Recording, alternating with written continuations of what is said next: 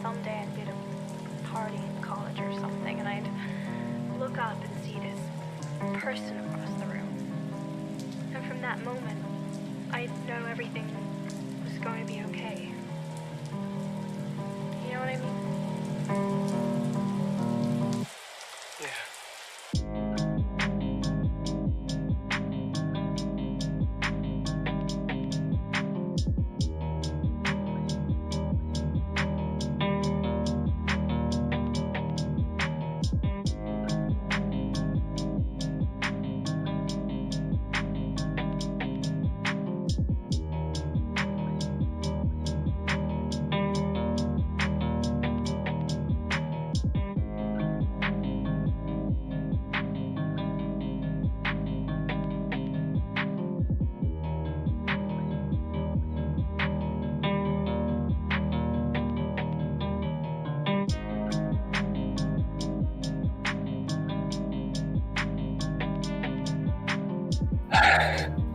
Back at this damn nebula again.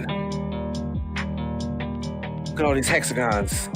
Yeah, but I mean, now we know what it means. Now we know we got trapped inside of the WandaVerse. Yeah, putting pieces together, man. It's all coming together. You know we're gonna have to go back in there though, right? At some point. At some point. At some point. It's nice to be back out and being in the Falcon again though. I kinda missed it. Yeah, man. I'm just glad it don't smell like old cheese. Nah, you know? Now it just smells like cheap old cognac. Yeah, but ain't nothing wrong with that. Wallace. I mean, we're about to rub. You know what I'm saying? My bad. You know what I mean? You know, let's go see the people. Let's go see the people. What's up, y'all? What it is? What do you do? What do you do? We have arrived. Let's get it popping, y'all. Let's get it popping, y'all. What it is. Hey, we got 2nd Street Borrow Top billing tonight. What it is, man? Hey, Trin, what's good, Trin? What's good, friend? What it is. We got Alex G, of course, the moderator. The menace, the moderator, man. He is in the building. He is definitely in the building. Always with Obi-Wan, the homie, fan gesture. Adam was It's good. good, Adam. And our favorite Mike Mother Flippin' Porter. Sir Glass Half Full himself. Yes, sir. Yeah. Alex G, what's up? Mike Hodge, we see you. Tim, what it do? What it do, man? Do indeed, man. We got Wade Metal 324. It's a new face. What's up? Abby K's new Nerd Venger. What's good? What's poppin'? Yeah, what's good, y'all? What's good? Yeah. Brian K, the dead mother, Callista Arcus, Patricia Palmisano. What's good? What's good? Yeah. Jareth Loveberry, what happened? I thought you were an Avenger, man. You gotta come back. You gotta come back, man. We still love you, though, Broke Avenger. Always. We still love you. We got Nino Raw, Keaton Haas, Glenn the Gallant. What it is? Proxy, what's up? What he do? What he do? Got Levy Bognar, Robot, the Black Bat. What's good? Everyday Geeks, we see you every day. Every day. Main gang strong tonight. I love it. Main gang strong. All these new red badges. We love it. We love it. Oh, yes. Shout out to all the perp Vengers out there, too. What it do? See all them purple emojis up in here. If we ain't got to you, apologize. But you're here. Yes. And you are with the two dopest boys on the internet. Yes, sir. You understand what I'm saying? And my main man, Lavis. What's good, man? How's the week been for you, man? Hey, it's been pretty good, actually. It's been pretty good. Looking up. Yeah. Looking up. Well, yeah, it's definitely that, man. But I gotta be honest with you, man. I don't know if anybody picked up on the vibe, coming in, but I'm a little down this week, man. I'm just a little bit down. Yeah, just a little bit, man. I need some feel goods, man, It's been what's got you down? It feels like it's been 6 months, 8 days, and 12 hours since Star Wars went away. We ain't talking Star Wars, man. I'm loving WandaVision, and we damn sure gonna get into it tonight because it is Thursday, and WandaVision is here. And please do not get it twisted. Your boy is ready. Because tonight is going to be one of them episodes. But I'm just saying, man. I was thinking about it. And I'm just like, man, the Star Wars, though. Like, where? Oh, where has my Star Wars gone? Oh, where could you be? Could it be? I don't know, bro. It's crazy. Because, like. Feels like we've been on the Star Wars ban. You know what I'm saying? Because the main man, Josh, don't want to talk about it neither. He don't want to talk about it neither, man. Like. This is why we had to come get in the Falcon, man. I was feeling a little bit homesick. We had to take that ride tonight, man. But most definitely, and we see you, Big Steve. Yeah, said to cheer my boy Al up. Mm-hmm. We appreciate that. Right next to Nathan Tattoos with the $5.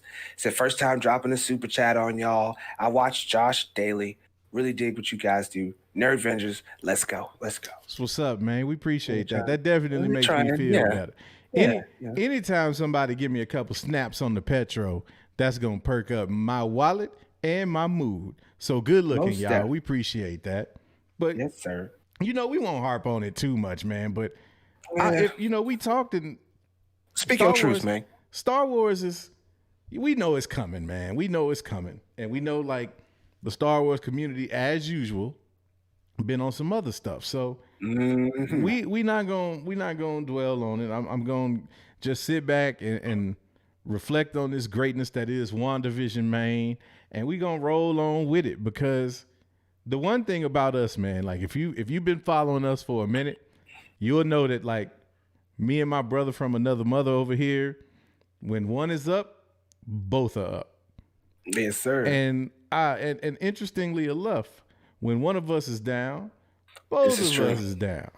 I'm trying to stay positive, but I feel you, but I need you to speak your truth, man, because the people need to know that you got some things on your heart, on your mind too, man. So let them know, like, what is it that you, before we get into the WandaVision, let them know, man. Let them know. I'm a little down with the fact that they moved up Godzilla versus Kong, and they moved up Mortal Kombat, and kind of decided they wanted to overshadow the Snyder Cut. It's like I don't feel like it's getting enough hype. I don't feel like enough people are on that train like they Yeah. were when they first announced that we was getting it in the first place. It was live. Everybody was hyped. Yeah. Everybody was hyped. And I see Snyder and everybody on Twitter and everything. They've got some great numbers, great likes, 15.4 on one of the Twitters I seen, on tweets I seen, he was sharing it. But it's like, is that enough? I could have swore we had way more people interested in that, and then all of a sudden, now we got that. It's just, well, I mean, you think about how many people it took for them to get that Snyder Cut movement even going. Right. And now that the movement is come to fruition, it's like everybody's back to their regularly scheduled bitching and complaining. Like I hate it though. Nobody's really worried about it, which is shocking to me. But I have a question for you with it though. Is it that nobody is that hype about it, or is it that Warner Brothers and DC aren't really trying to push it the way that we thought they would? I think it's more the latter. I just think they're not trying to push it like they originally wanted to, because things have deteriorated within that time. That's what's up. And now it's just become yet another sore patch on the skin of DC. Just another scab. It's just another scab, man. And that's unfortunate because, I've been drowning my Star Wars sorrows in HBO Max. You know what I'm saying? I've been catching up on a lot of the DC animated movies that I hadn't seen. And, we talked about this. Like, I just don't understand how you can nail it so well with these animated movies, but when it comes to the live action, you can't get it together. Right. It's just amazing to me, man. I'm very confused at that myself. Kind of like how we are a little bit in WandaVision. Yeah. Look, I'm going to tell you, and I've been saying it since episode 1, I am a swarmy when it comes to WandaVision. And as much as I understand what's going on, I don't know what's going on. Right. Like, exactly. It's so crazy to me, man, like that we have so much information on this show, but yet I don't know about you, but I'm coming into this completely, at a loss for any type of prediction, prognostication, anything. I don't know where they're gonna go with tonight's episode. Right. Yeah. No clue. Well, I kind of got a little theory on how tonight and possibly future episodes might actually even go, because I did some homework. Oh, yes, that you did. I totally did some homework. So that's really got my wheels getting turning. Your nerve venger on, my brother. Yes, I was. You was all week, doing which is the why damn thing. We were a little bit on Nerd Venger time, because I had to finish up my research for you. The people. The people. Tell them, man. The people. Yes. The people. The people, man. Most definitely tell them for the people. I did it for you guys, because after watching the last episode where I feel like we were getting memed a little bit with my man Wu putting up on the board, asking kind of some of the questions up there, I ain't even gonna lie, I didn't even think to ask. You know what I'm saying? I didn't even notice the hexagon thing until that was a question on there in the first place. And I was like, maybe he might be onto something with that. So I started doing a little research, and we'll get into that. Yeah, we definitely gonna get into that. But I want to hang on this. I want to hang on this DC subject for just a minute, man, because what's that? It's so intriguing to me that you had this movement that, this was the first time probably, or maybe the second time if you count the whole Sonic the Hedgehog outrage, right? But, But this is the first time. Successful. Yeah, it was definitely successful. But it's like one of the few times that fans actually were able to get a major studio to completely shift and give them what they wanted. You know what I'm saying? Right.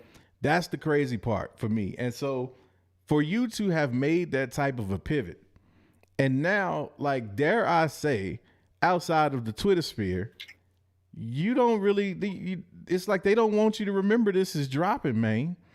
And I mean that I mean that figuratively, not literally. But when you look at the level of publicity and the level of promotion that WandaVision is getting, you know what I mean?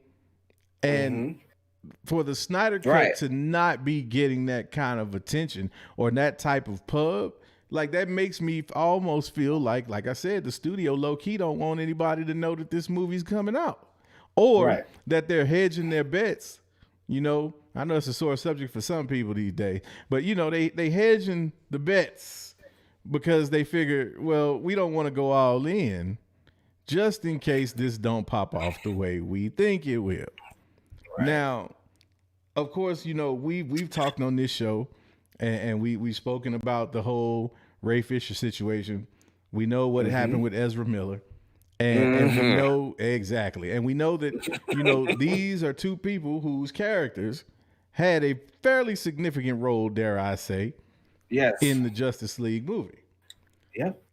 Now, we've heard, I don't know about you, but my ear been to the streets and I heard that they were cutting out some significant, or at least one significant scene of Ray Fisher in the Snyder Cut movie. Yeah. I heard, you know what I'm saying? And so, you know, it makes me wonder, is it that they don't want this movie to pop off because of the fact that then they would still be tied to, in some way, shape, or form, these two actors? Could it be particularly Ray Fisher? You know what I'm saying? Could it be that they do want to see Zack Snyder do his thing, but that they've got to find a way to try to let the Ray Fisher situation go quietly into the night? And maybe they springboard Justice League Snyder Cut and do something maybe with Ben Affleck, or maybe they take it in a different direction with the Ezra Miller Flash movie or something like that. What do you think about that?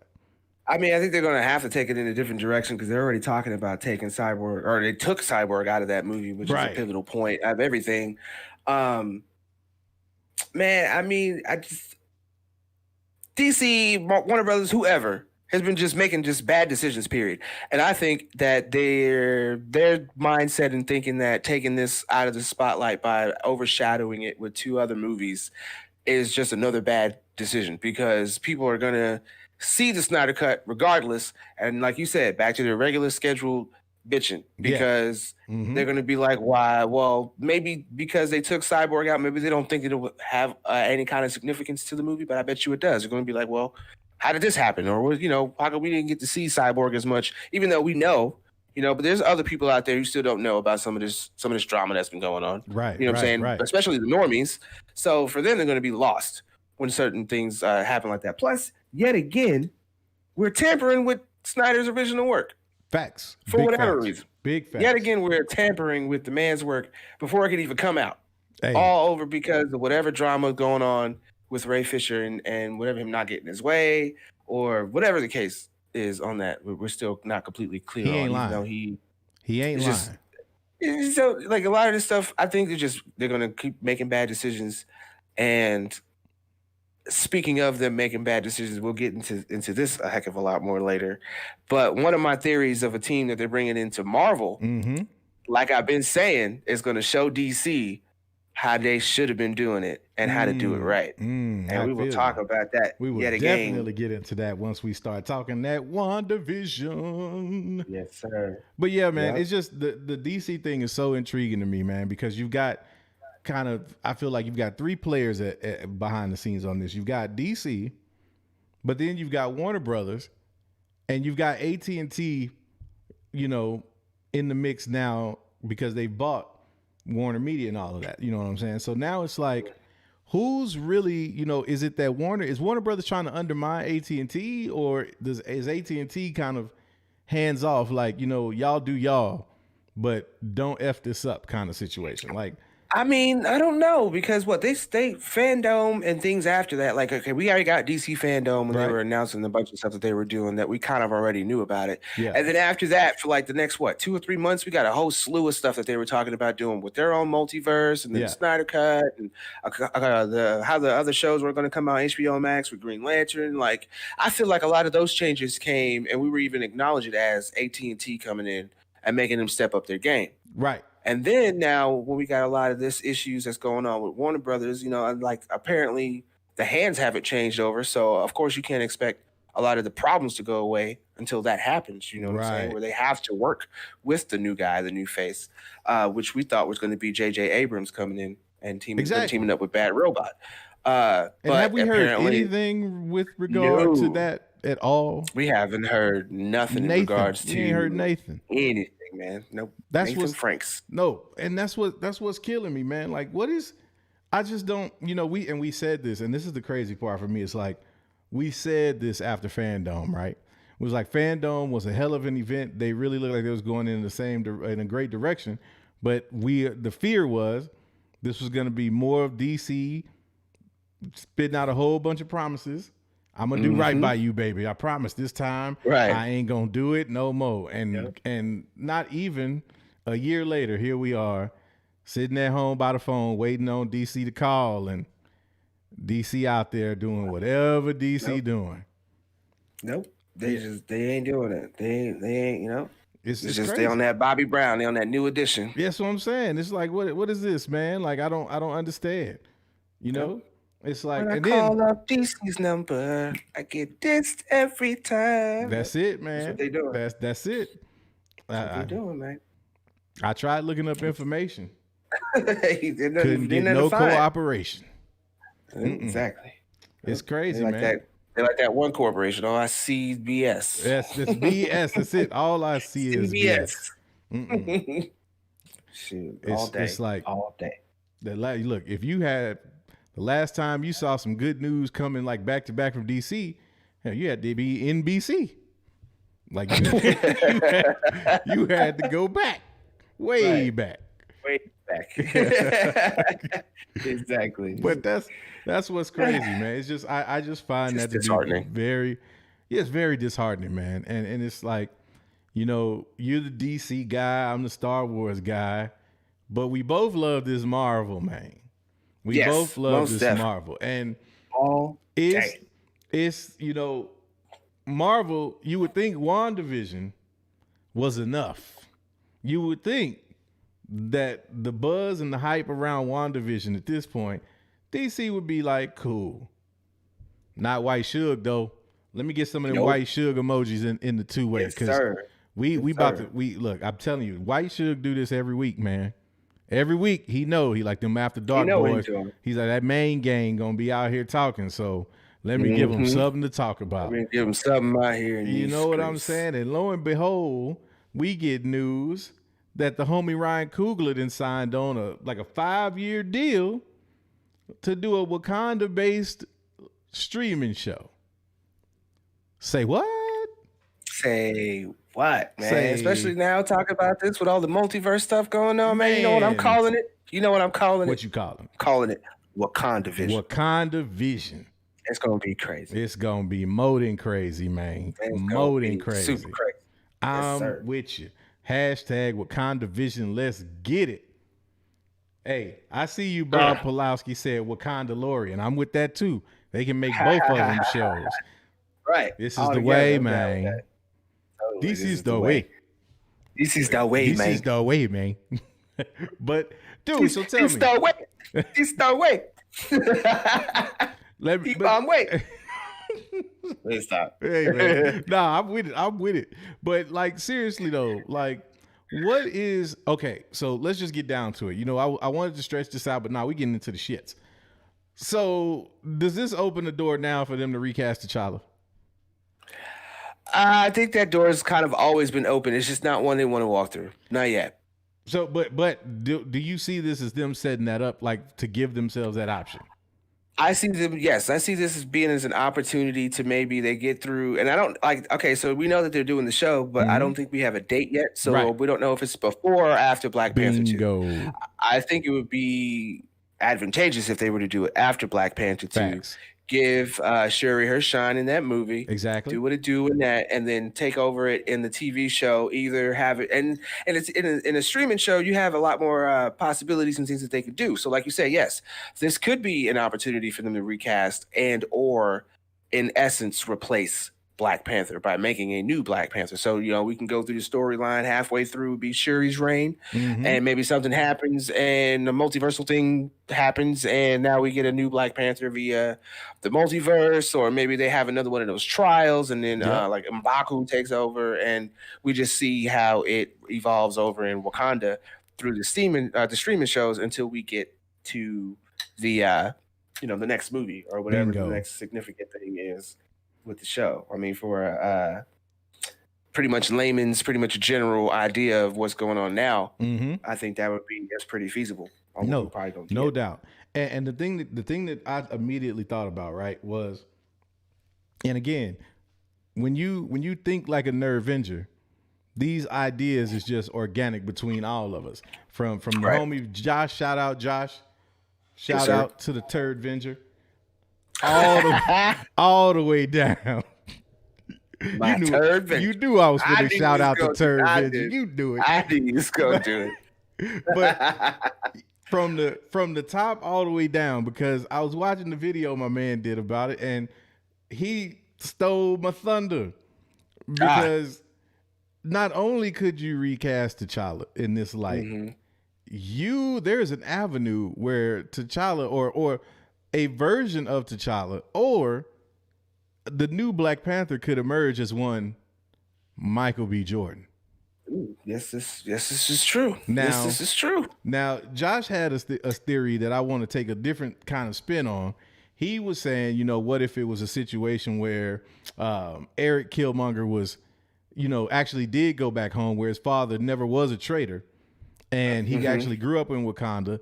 He idolized and he loved, T'Challa. They grew up super close. Something happens to T'Challa, and that universe is Eric somehow decides, or they find a way to bring him into this universe, and he basically replaces Black Panther or T'Challa. Yeah. Right. Yeah. Now, I feel what he's saying on that, but I actually have a slightly different take on it. Okay. And just before you get into, I really like that you and Josh are expanding on my idea. Back when y'all didn't want to cast that. No. First of all, let's be clear. My beef was that you wanted to just outright have them swap my man out and have everybody just roll with it. And I was like, no, man, you gotta let it breathe first. Yeah, but you guys so think about it though. So because we haven't gotten it yet. So since then till now, it's really got some air. No. Now you guys are what I mean by let it breathe. What I mean by let it breathe is you got to let it breathe in the sense on screen. I'm not talking about, because you can't automatically, the next time people see a Black Panther film on TV, we looking at a brand new Black Panther that we don't know where the hell this dude came from. That's what I'm saying. So that's what I mean. Now, what you can do in this still T'Challa, like no, okay, you got to understand, man. Like you undermine or you undercut the gravity of one Chadwick Boseman and what he did with the role. If all of a sudden the next time I see somebody on screen playing the T'Challa that we knew from this universe, I mean, come on, you gonna just automatically have somebody else when we had Thanos will get nothing but dust and blood. Like, come on, man.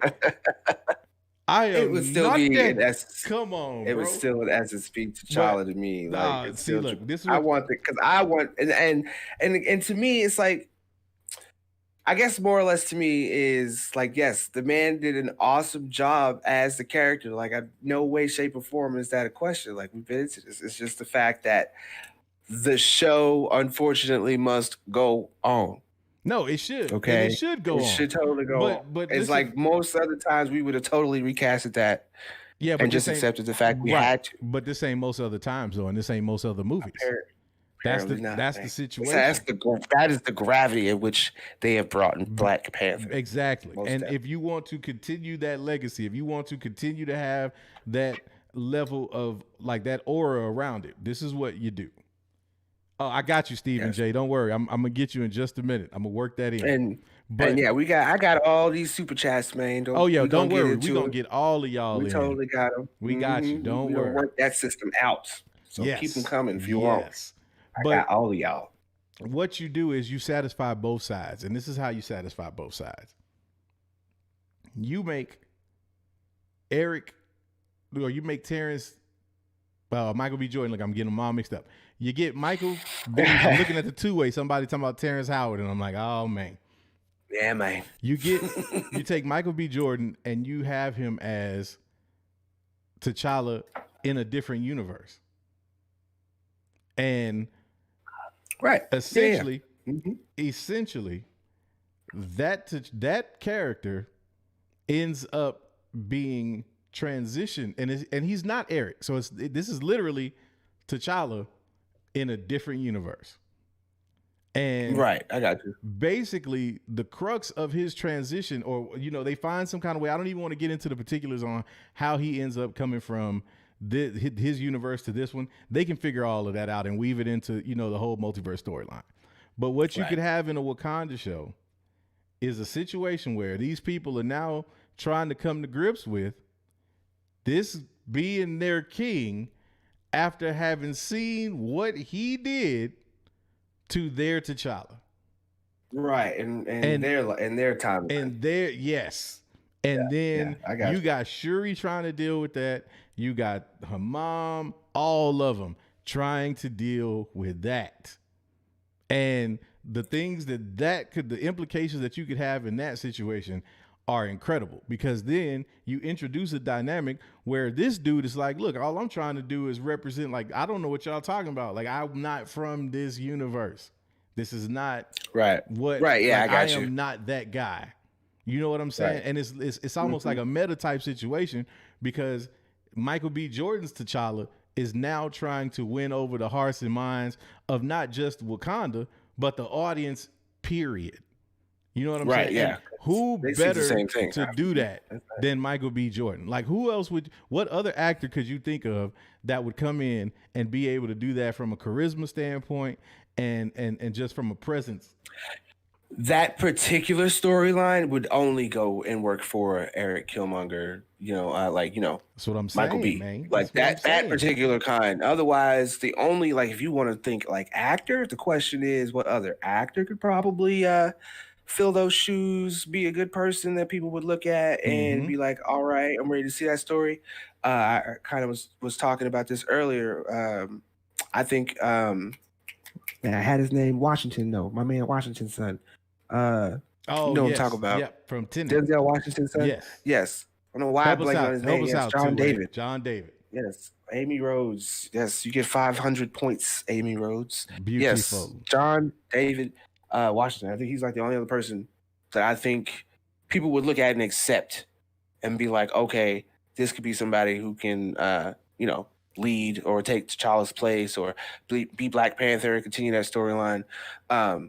And to be honest, like, despite all of the disputes and despite all of the, the speculation on us going back and forth, I really would like to see them resolve this issue by the time we get to the Illuminati. We all know that they're going to do the Illuminati. I got you. But I mean, to me, there's got to be some kind of Black Panther on that panel. Okay, we're already not really going to have Tony Stark unless they find some kind of way to make an acceptable multiversal switch, which I think right now the only person who I think would fly would be Tom Cruise, for real. The first original take on that. But, like, that panel has to be close to original as possible to me. And I'm pretty sure a lot of other nerd Avengers out there, broke Avengers alike, agree that, that's the one thing we liked about Marvel when they came out in the first place. They gave us pretty much a canon Iron Man, a canon Captain America, a canon Thor. Like, we got, and then, the stories evolved from there, fine. But the first iterations that we got were pretty much comic book. Like, they peeled it out and threw it on screen. Gotcha. Just about. So I would like for these new properties they have coming out, keep up with the adaptations. You've gotten that clout. But again, like, some of these new people that they bringing in, peel it off that comic and throw it up on screen like y'all usually do, because that's an element. That's a piece of, that's one of the Infinity Stones that we enjoyed about Marvel. So to me, that's what needs to happen, man. Now the other thing, because the idea of this Wakanda-based show, you've got episodes now. You got time. Yes. So the next question, man, and I had to take it here. What themes or what things would you want to see them tackle when you, and I want everybody to think about this, because if you look back at Black Panther, what made that movie so great was that it was great at every level. Like, if you wanted to just enjoy it as a comic book movie, you could enjoy it as a comic book movie. If you wanted to enjoy it for the soundtrack, you could enjoy it for the soundtrack. Right. If you really wanted to dig into it and get into the meta of it all and the messaging, just get into the culture and of the culture, pretty much. Yes, yeah, you could do that too. So, what would you like to see them tackle in a show like this? Well, see, okay, so to be completely honest, that's an honest to God kind of hard question to answer, because in real life standpoints, would I want to see them tackle elements that we suffer here in America as, Black people or whatever the case, or just as a culture in general? Or do I want to see them kind of spin some new type of things? I think I really want to see them kind of spin some new types of things. That's what's up. And make it more of a African cultural type show, to be completely honest. That's what's because up. It's not here in America, so I can't really expect them to have American issues. Right. So we can I would probably like to see some drama. You could probably incorporate a lot more of a love story. Go through some of the comics, make those storylines that we might have loved from Black Panther in the comics, bring some of those to real life. I like to see them do things like that, and probably tackle some things that happened in the comics. Word. And bring those again, peel that off, throw it up on screen. I don't really want to see it be. Just because it is definitely going to be an Afro-central show. Yeah. I don't want that to be something they lean so much into that it becomes a political thing. I feel that. You know what I'm saying? I really want it to be, an honest to God, just a regular Marvel show that we can enjoy from all those standpoints that you said, from looking at it as a comic book, looking at it as a nice TV show, and, something that we can look forward to, period, for maybe a recurring season. That'd be great. No, I feel you on that. I slightly disagree with you, or I'll say I don't say I disagree with you, but I'm on the other end of that. You have different expectations. Yeah. Well, not necessarily expectations. It's more like what I would wish to see, because one of the things that I enjoyed about Black Panther, the movie, was that they were able to kind of, like, Ryan Coogler was able to tap into some of that social commentary without necessarily hitting you over the head with it. You know what I mean? It was like it was put into the movie in such a way that it made sense, and you didn't really stop and think about it like that heavily until after you were kind of analyzing the film on the back end. You were just enjoying the movie for what it was, and then when you go back and you watch it over again, or you start talking with other cats, that's when you start to realize some of the messaging in it. And one of the things that I would love to see, just to see how it plays out on screen, and I need y'all to follow me. So at the end of Black Panther, they decided to open up Wakanda to the world, share their resources, their technology, and the whole nine. So the aftermath of that, in my mind, would be the world having to get reacclimated to this new kind of restructure of world power. Because with the kind of technology that Wakanda has, they are now kind of the technological capital of the world, with vibranium and whatnot. And you would have to think that there'd be some organizations, some people, some countries that wasn't necessarily cool with now all of a sudden Wakanda being leapfrogged to the front of the line. Right. And what I would like to see is how they deal with and how these characters approach having to become integrated, if you will, into the modern world, with the modern world being fully aware of the abilities, the talents, the scientific prowess, all of that, and them having to, and there being nothing that they can do about it. That's the crazy part, is it's not like somebody's going to mess around and try to invade Wakanda, you know what I mean, or something like that. Like, it's just not gonna happen. They didn't withstood Thanos, you know what I'm saying? It's like, it's not going down in Wakanda. Right. Yeah. It's like you come over there trying to set trip in Wakanda, and they gonna look at you like, we don't do that here. We don't do that here. A set. What is a set? What is a set? A set of what? Blocks? A set of what? A set of what? We talk about Egyptian gods. What is set? No. We don't worship that. No, we don't worship that here. No.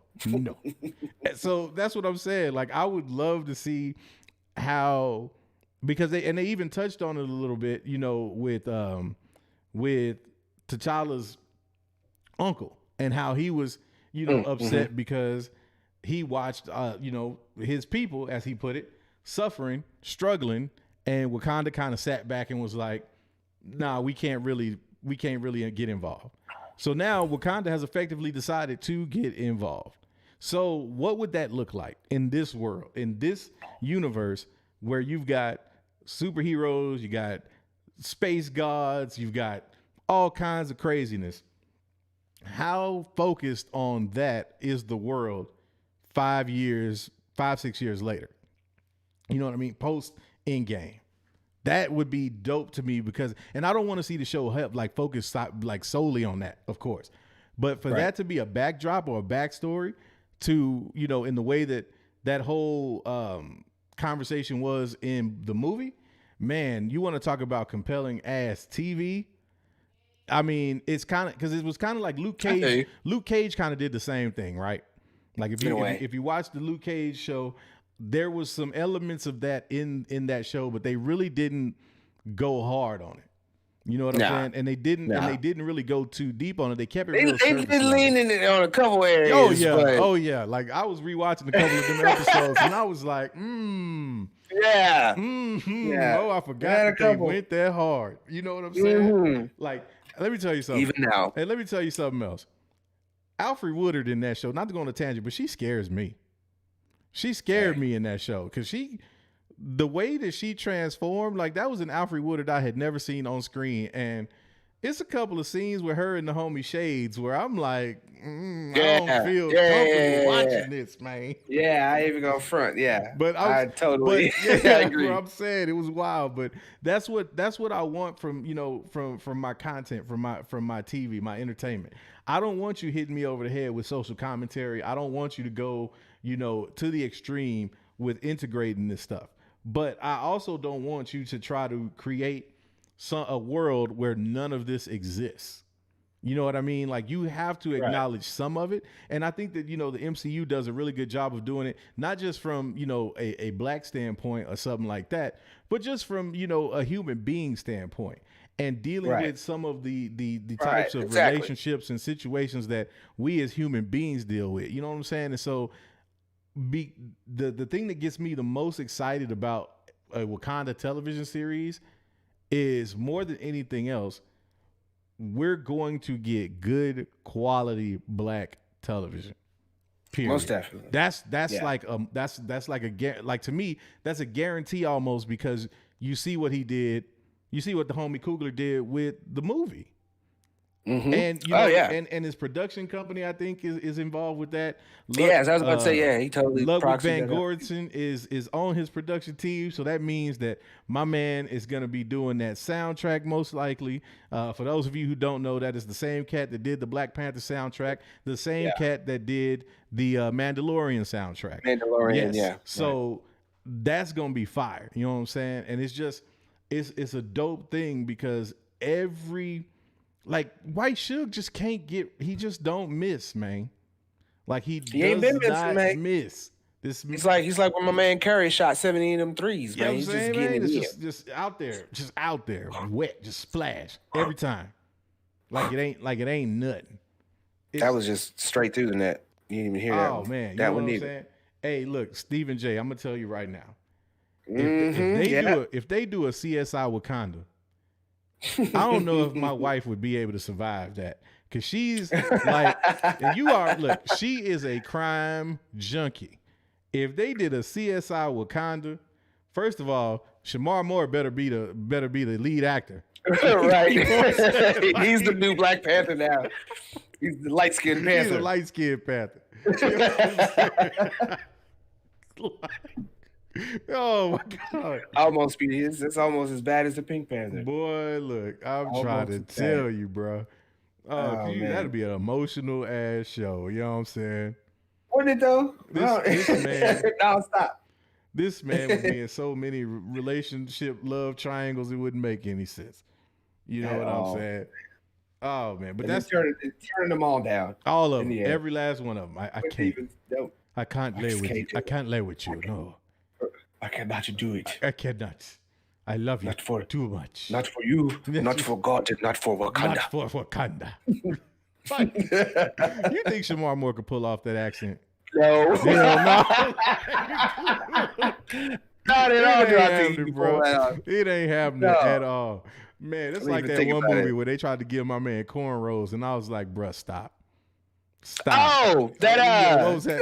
What was that movie? That black one? Yeah, bro. Like when he. Oh my gosh. Them cornrows was out of line, bro. Like I don't even want to call them. It wasn't cornrows. It wasn't braids. Like Zeus rolls. See, look, no man look like a light skinned Zeus. Time out. With the I'm gonna just say this. That's that shit John Boyega was talking about. Cause like, no, man. That's no, hell no. It just it can't go down. No. But like it's crazy, man. Like just the amount of entertainment, the amount of options that we're getting just from the MCU. Like the MCU, man. Like we are in this. I'm like Josh now, man. This got to be the simulation, because where else would we be getting all of this crazy nerdy content that is not only is it nerdy content, it's content that we want to see and that we can enjoy with family, because they actually get into it. And LRW, I see you lurking. I will talk about Shamar Moore all day. You know, and you better put an S on the end of that. You know what I'm saying? Shoot. Make me you're getting me heated now. But no, look. Somebody, Sylvester. I got, you know what I'm saying? I got the shirt on. There you go. There you go. Now, oh man, look, no, don't put Tyler Perry anywhere near the MCU, please. Oh man, please. Like okay. So small tangent. What would he do? Like what property would you even give Tyler Perry to do in the first place? I think he could pull it off, because like he was mad serious in them Star Trek movies. Man, so you talking about? See, look, you looking at it that way. I'm thinking of like Medea goes to Medea goes to Wakanda. You know what I'm saying? She sure. Hello. Hello. You wear purple. My favorite color is red. My color is red. Okay. We don't do that here. Well, look here. I don't do nothing unless I damn well feel like. Look. Oh my God. Right. Oh, please help me. Right. Please help me. But bro, like that's not something I want to see at all, man. Obi-Wan the homie. That emoji said it all, bro. Right. I can't do it, man. Very horrible that will be. Oh God. Look, so here's this. Quill Eye said, Medea of the Galaxy. No. Please, no. Not that, please. No. But that's the crazy thing, man. Is it's just like it's so much that they can pull out of these movies that is just crazy, man. Like there's so many opportunities, so many other things that they could do, so many other movies that haven't been touched yet. Like they could do a Guardians kind of spin-off joint. You know what I'm saying? Like we still haven't got the Eternals yet. Who knows what's coming? Hold on, sorry. Who got us? Mello 2 times got me. He said Medea is Warmachine's grandma. Which Warmachine? No, she got to be the old Rhodey's grandma. That's got to be Terrence Howard's grandma. Yes. That's got to be Terrence Howard's grandma. Yes, Medea Main. That's my Medea Main. I had to. I got it. Oh my God! But yes, man, like that's just it's I can't even think, bruh. It's just too much, man. Yeah, I see you, Kendall Davis, with that Iron Man emoji. Yeah, buddy. Like, yeah, man. That's the Iron Medea emoji now. Oh my God. Well, holding the gat. Oh yes, seriously. Had to hold the gat just like this. Oh man. Look, somebody look. You see Medea in her kitchen right after the blip. Who the hell been smoking in my kitchen? All these ashes on the floor. all this dust. Somebody bring me a broom. Right. What the hell? I can see. Oh, you can see the whole damn thing. Look. I'm done. Let's move on. We digress. But no, so you know, the homie, I can't wait to see what they do with the Wakanda show, man. That's going to be, whatever they decide to do with it, it's going to be incredible TV. And it's just going to be yet another reason for White Suge to be able to kick in the door, waving the fofo. Right. DC screaming, Feige, don't hit me no more. Like, it's just crazy. Right. It's just insane, man. But don't see my ones, don't see my guns. Get it? Yeah. Tell your friends Feige hit it, then split it. Right, and split it.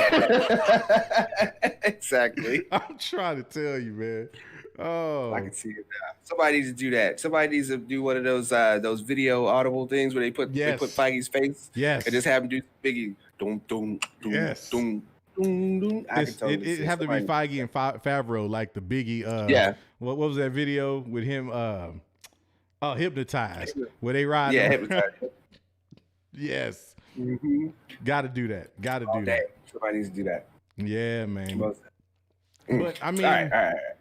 Oh, we got WandaVision tonight, man, and we gonna get into that WandaVision. But what do you say we hit them boys with a prepaid advertisement before we jump into some WandaVision and see if we can't get? I was gonna say, what you got? If we're gonna talk about messages, before we give them those messages, let's get into some of these messages. Two ways. Oh yeah, do that. Super two ways.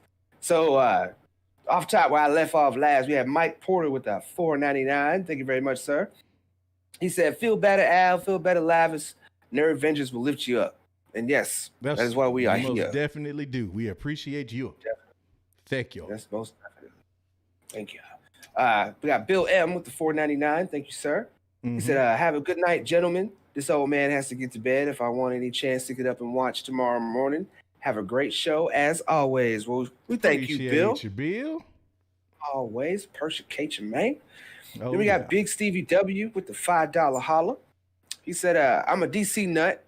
I think it's more of how to keep the subs after the Snyder Cut. They're bombarding people to keep them from canceling their subs." Right? Yeah, I can see that as an aspect on why they moved it up too. Yeah, I see that. Instead of an overshadow, it's like, okay, the people are in for the Snyder Cut. People are definitely down for Godzilla versus Kong.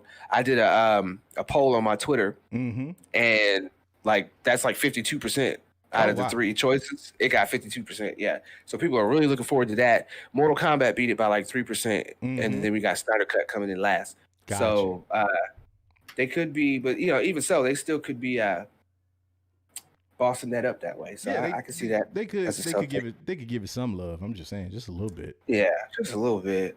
Then we got RE the Third. Yeah. Welcome. You are a new member now. Welcome. Yes, sir. Then we got A Par with the $4.99. Thank you, sir. He says, "Sups, guys. After Dark is one of my favorite to watch. Going to be a great night. Gonna hit my girl with the Henny stick and watch some WandaVision." That is man. I love it, man. Love it, man. It's how it is. It's how it is. We got Keaton Haas with the $10 holler. Thank you, sir. He said, "I'm with you, Al. Mr. Star Wars. I'm new to Marvel and have been binging the MCU movie timeline. Cheers to Al and Lavis, everyone here." And he's with those After Dark purple emojis. Love it, man. Thank you, sir. Hey, welcome, man. Sir. Glad you checked out the MCU, man. Like, right. Yeah. He empathizes with that with the Star Wars not being what it is, being what it do right now, unfortunately. But we'll get back to that. We'll get back to that soon. And eventually Zai. Man, and then look, you got another one? I got a lot of them. Oh, bet. Well, real quick before we get too far away from Medea, I got to hit you with this one real quick. This wasn't a super two-way, but Phantom of the Good Boy wins. He says, "Fantastic Foe, Medea goes to space." Oh, man. It's got to come back as a thing, though. Yes. Got to come back as the Medea version of the thing. Yes. And then I'm down. I'm with that. What else we got? All right, so what else we got? We got Glenn the Gallant with the $4.99. Thank you. He said, "Honestly, guys, I've been watching since WandaVision started, and I love this content. You guys are so freaking good. Fan for life." He hit us with the perps. Thank you, Appreciate you, man. Appreciate you. Sir. We got Kendall Davis with the $9.99. He said DC wants it to fail. This is back when we were talking about the DC stuff. Mm-hmm. He said DC wants it to fail. The combo of that and the lack of people knowing about it might be the death of the Snyder Cut. That's how I felt when it was announced. Also, is that Galactus in the background? Hey man, we can't tell you the truth on that one, man. You just have to wait, keep watching and see.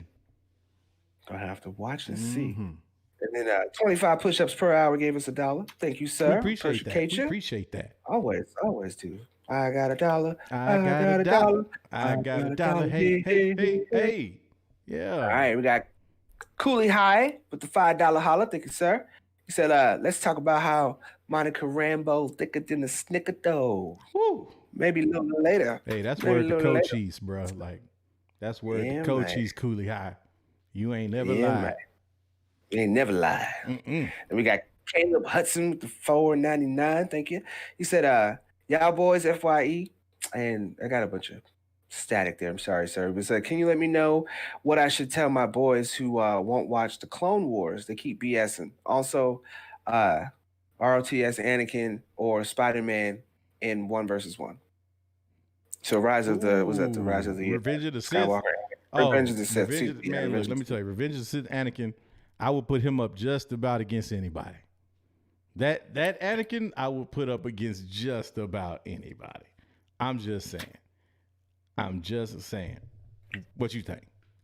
I had to probably, I'd agree with that, even against Spider-Man. I don't know, but it depends on what version of Spider-Man we're talking about. Yeah, that's true. I still think I would take. He's gonna wash him up. Anakin gonna wash up the young version. Easy. For Spider-Man. But if he's the older version, like way after college version, the 8-10 year Spider-Man, he gonna have some problems. That's all I'm gonna say. All right, then we got Marcus Nero with the $10. Thank you, sir. He said, even if it is a straight swap, they have to at least introduce a new T'Challa in a creative way that explains their introduction within the cinematic universe. You can't just throw them in there. That's all I'm saying, man. That's all I was saying. That's it. Okay. That's all. You got a little support there. Hashtag Team L. Hey, man. You know. Anyway.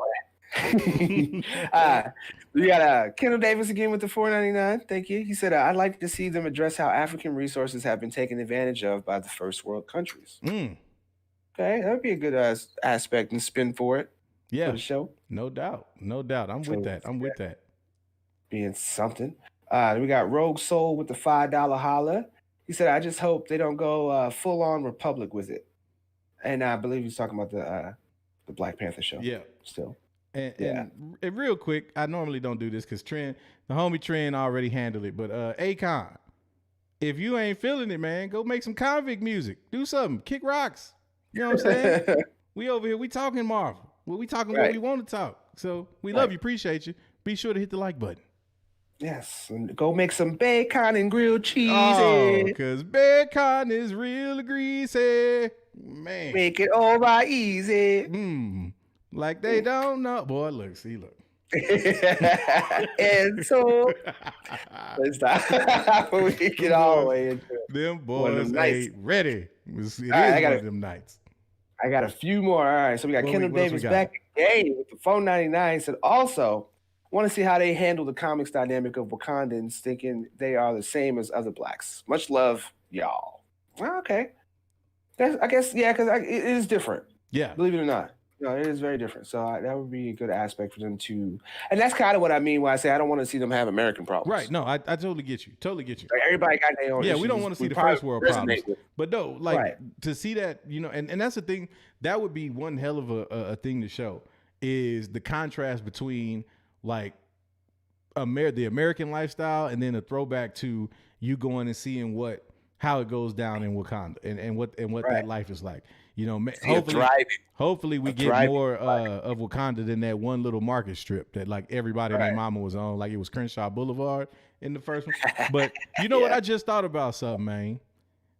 What's that? I think that's why Ryan Coogler focused on that one strip that was like a shout out to Crenshaw Boulevard. Because ain't my man from Compton? Don't quote me, but I think he is or at least from South Central LA, I believe. So that's probably what that was, man. He was just trying to show some love to his hood. I ain't mad at that. Can't be mad at that. Gotta pay homage. But of course, the show is gonna definitely branch out, and we'll get to see all different types of areas when it comes to the country of Wakanda, which is what I would love to see, because I'm like you. I am very interested in seeing how they portray lifestyle over there, and how they get down. That would be hella interesting for real. And I see. I'm gonna split 1,000 points between Coachella Coastal and Mr. Anderson. Welcome back. Say, he's from Oakland. That's what's up. Okay, so he's from Oakland. Okay, yeah, you know what? That's absolutely right, because that was the whole setup with the scene at the beginning, and they were saying, and at the end, hit it off. Same. Okay, so there you go. Maybe not. Yes, maybe not an ode to Crenshaw Boulevard like I thought, but anyway. I mean, it still could be. You might be from Oakland, but still like Crenshaw Boulevard. Yeah, no doubt. Plenty of people in this position to that. We got Derek Wise with the $10 holler. Thank you, sir. He said, catching the stream late. Looking forward to the show. Well, I hope you are nice and snug and enjoying what you have been watching so far, sir. And lastly, but not leastly, I still got you, Rise Ceylon with the $4.99. He said, yo, I got Josh on Clubhouse. Is he gonna blow up my spot? LOL. Seriously though, I think Coogler will show Oakland Wakanda connection. What y'all think? I don't see why he wouldn't. I think that would be good to see. He might bounce. You might actually see a different. I'd see how Wakanda is, how we know it is a thriving community in itself, and see them try to branch and come over to America and that little plot of land that they bought. Yeah. And we could be seeing how things are in Wakanda versus how Wakanda is having to manage here in America. That would be a good aspect. I'm with that. That would be interesting. No doubt. That would be very interesting. Okay, so after we got done with those messages, if you want to hit them with our messages, we'll hit them with we'll hit y'all with a quick commercial break, and then we'll be right back. Yes, sir. All right.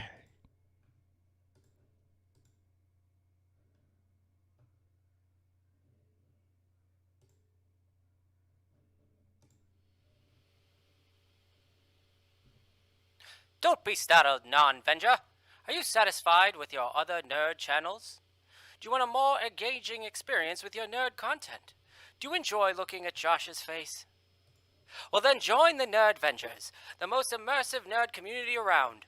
Once you'll join, you'll gain access to wonderful extras like private watch parties, exclusive live streams, specialized Discord channels, merch perks, discounts, and much, much more. Join the best group of nerds on the internet. Don't be a non-Venger. Join the Nerdvengers today. Are you calling 911? Come on, Chet. Let's skedaddle.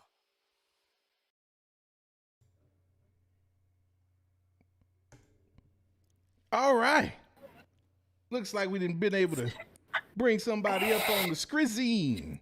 Oh yeah, I'm liking this. I'm liking this background. We got my man Godfather coming in. I guess he's Saved by the Bell.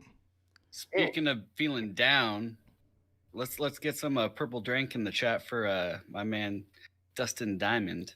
Big facts. Yeah. Big facts. One time for Dustin Diamond, y'all. One time. One time for your mind. Yeah, man. It's all those GameStop apes out there that are holding diamond hands for. There you go. There you go. Diamond hands. You gonna look. I need to know though. You gonna serve us? You got cheeseburgers for us, man? Like you over there at the Max, chilling, man. Like I heard that food be slapping, man. I want one of them. I want one of them burgers, man. No, man, we're closed down. It's pandemic, man. Oh, I do. Man. Look, y'all better learn to convert your business, man, and have some takeout or something like that. Yeah, I do like the homie Josh said, and diversify your bonds. Yes, sir. Nerdvenger. Yeah, man. But what's good, Godfather? You know what it is. Like generally, just about the time of the show where we get to talking about that WandaVision. WandaVision. I'm starting to get a little bit scared because every week we look forward to something that doesn't happen. And so, this week is one and the same. I've got high expectations. I think it's going to be a great show, but it ain't going to be what I think it is. Yeah. That's what's up. That's what's up, man. Like I'm curious. So what do you think? What are you thinking for this week? Like just right off top. I think we got trolled so hard last week with essentially watching ourselves watch WandaVision. I think we gotta give it up for the team over there, and they know how to keep trolling us. So they're gonna keep throwing in those Easter eggs and keep us running down rabbit holes, but they'll tell us what they want to tell us when they want to tell us. Oh yeah, yeah. Actually, though, it seems like they've actually been telling us a lot. It's just that we might not have been paying attention. Is that right? That is very much so. We have I actually got a lot to kind of break down and maybe get some speculatory minds and juices going. People pontificating up in this motherfucker. Oh yes, sir. Well, let's get to pontificating right along with them, then, man. Yes, sir. Yes, sir. Yeah. What you thinking, bro? How you feeling about tonight? I'm thinking that tonight is finally going to get that train going, get some of the things that we've been waiting for. Now that they kind of put things in context with the fact that Wanda is in fact indeed 1000% in control of what's going on in there. At least it seems that way. Yeah. Off top. No it doubt. does seem that way. She's in control.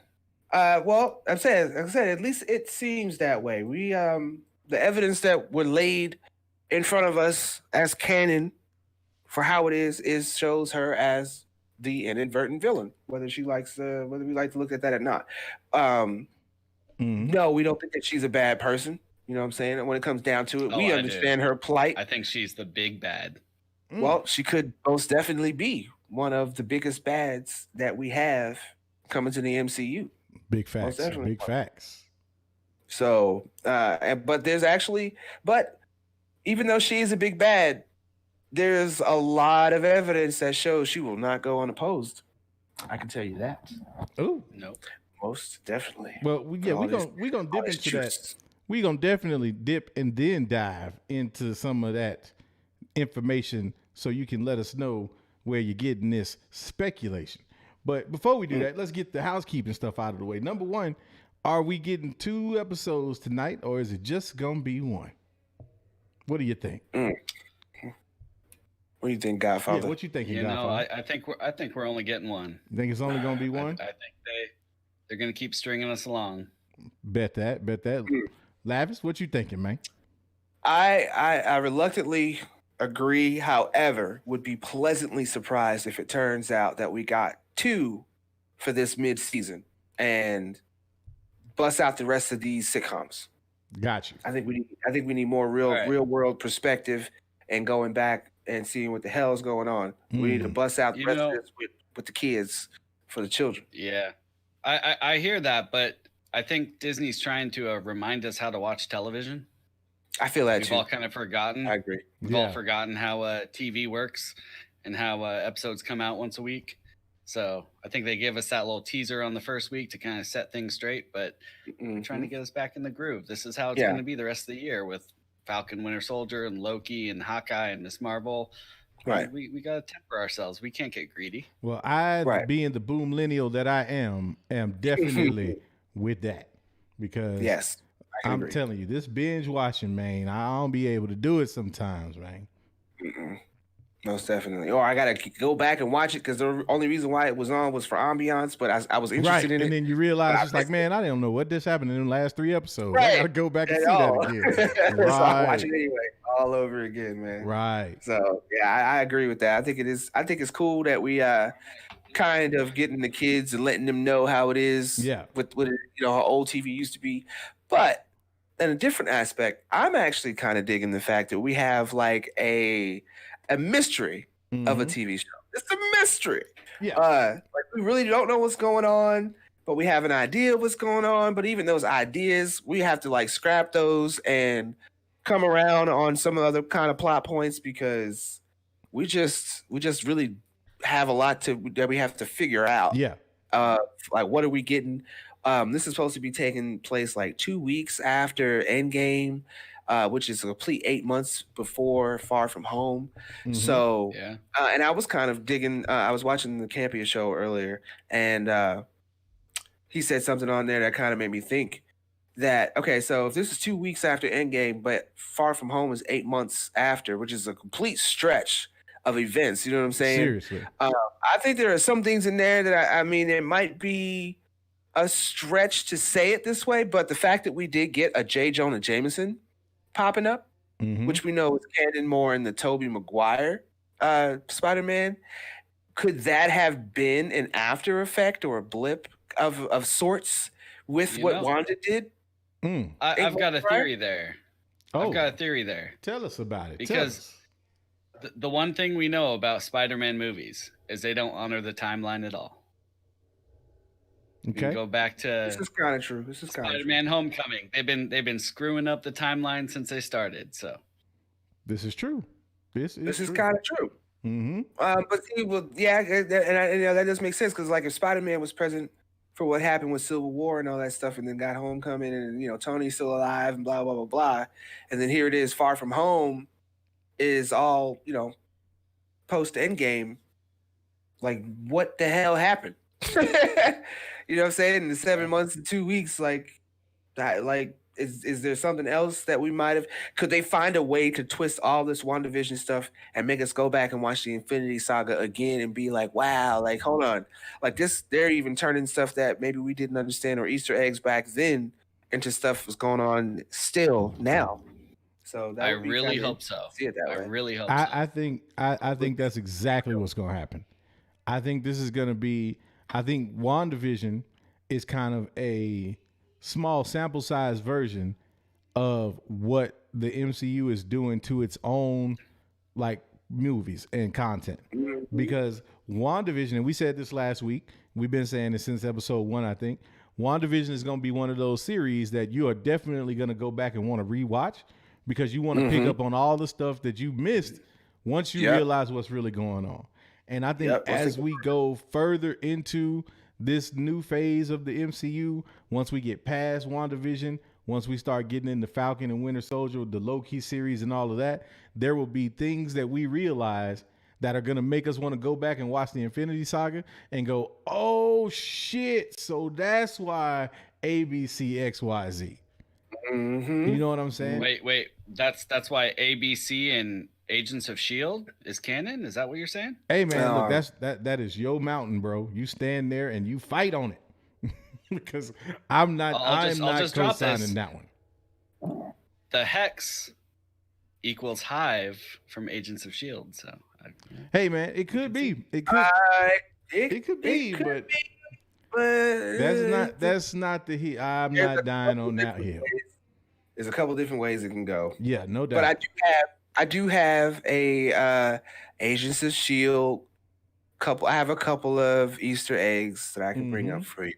So you just hang in there, okay? Oh, I heard you've been doing your homework this week, Lavis. Hey, man, I've been doing a massive amount of homework, dude. We about to get into it. Yeah, look, we definitely, man. Since y'all bringing it up, we're gonna throw some music on and we're gonna go in and get into this homework project because my man Lavis went through the multiverse and jumped back into like 1995 with this one, boy. He was on that further than that. Oh, yeah, look, he was on it, man. Let's get it going. Drop it on them boys one time. Time for your mind. There we go. And then, get everybody in here. So why don't you tell us what we're looking at up here in the corner? So we are looking at my little version of all the notable Easter eggs. I didn't go through and cover everything. There's some things that we all just kind of outright know.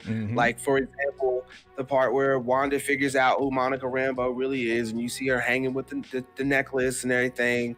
Like, we already know that she was an agent of S.H.I.E.L.D. Like, those things are kind of like blatant. I didn't really get too much into that type of stuff. I got into the stuff that kind of towed the line, pulled the mill a bit, and maybe some things that we might have been like, hey, I thought I saw that. Some stuff we've already talked about, and we're just gonna, go back into it a little bit more. And then, maybe get into a little bit of leaks and stuff while we're into it. But I have a little theory toward the end of it there that I think will push this forward a bit. So I think, are you gonna go to the slideshow, man, and and get it? Let's get it all. Let's get it popping here. Give me just Yeah, 2.5 to get us right on time, my man. Yes, sir. You know how it is. You know what it do. But yeah, I think there's some things that maybe we didn't really notice, didn't look at. I think overall, I think we're overthinking it. And Josh kind of almost, he did it to me too, man. He did it to me too, so I can empathize. He kind of stole my thunder earlier today on the morning show. He did, because he kind of brought up a point that I was going to bring up tonight. Is And that right? he was talking about, we don't think we're going to get Nightmare or maybe even Mephisto in WandaVision. And I kind of came to that realization a little bit earlier yesterday while I was doing my homework, because a lot of these Easter eggs point to some of the, I'm not going to say lower end characters, but to newer characters that I would say a lot of even Swarmies. You know what? Like, even myself, I have to go look up some of these characters and their complete storyline. So, and I think we're going to get more of those in this series. We're not going to get the super big bad. We're gonna know who he is though. But I don't think we're gonna get the end game. He's gonna be the end game villain. We're gonna know that he's the end game villain. Come for the dimensional side of it, because don't forget, we got 3 aspects that Feige said we have to focus on. Right. You can go ahead and keep on going Let's through keep all that. on going. Yeah, keep on going. Already seen. And let's go ahead and get into There that. we So when did you learn PowerPoint? Did you just pick this up this morning and start looking at transitions, man? PowerPoint is so old. Only thing they did was make it look a little better. To be completely honest. No doubt. That is all they did.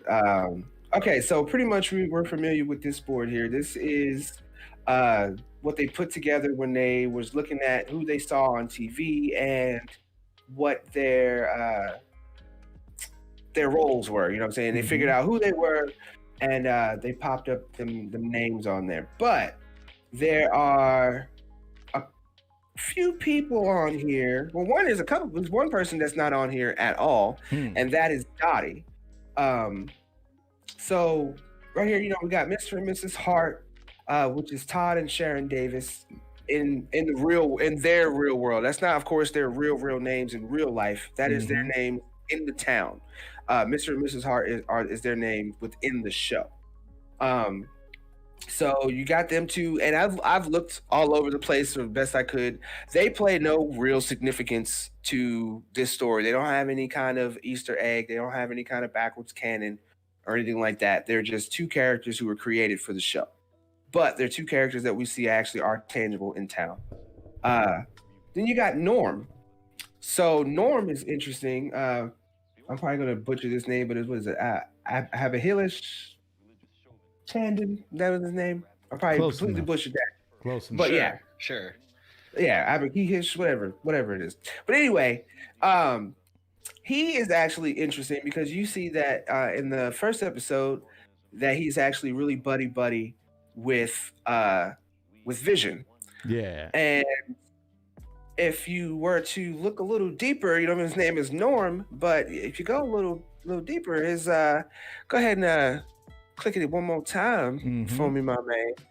You see that picture there? That's actually going back in the day to the original Norman Webster. Go ahead and click it one more time, my good sir.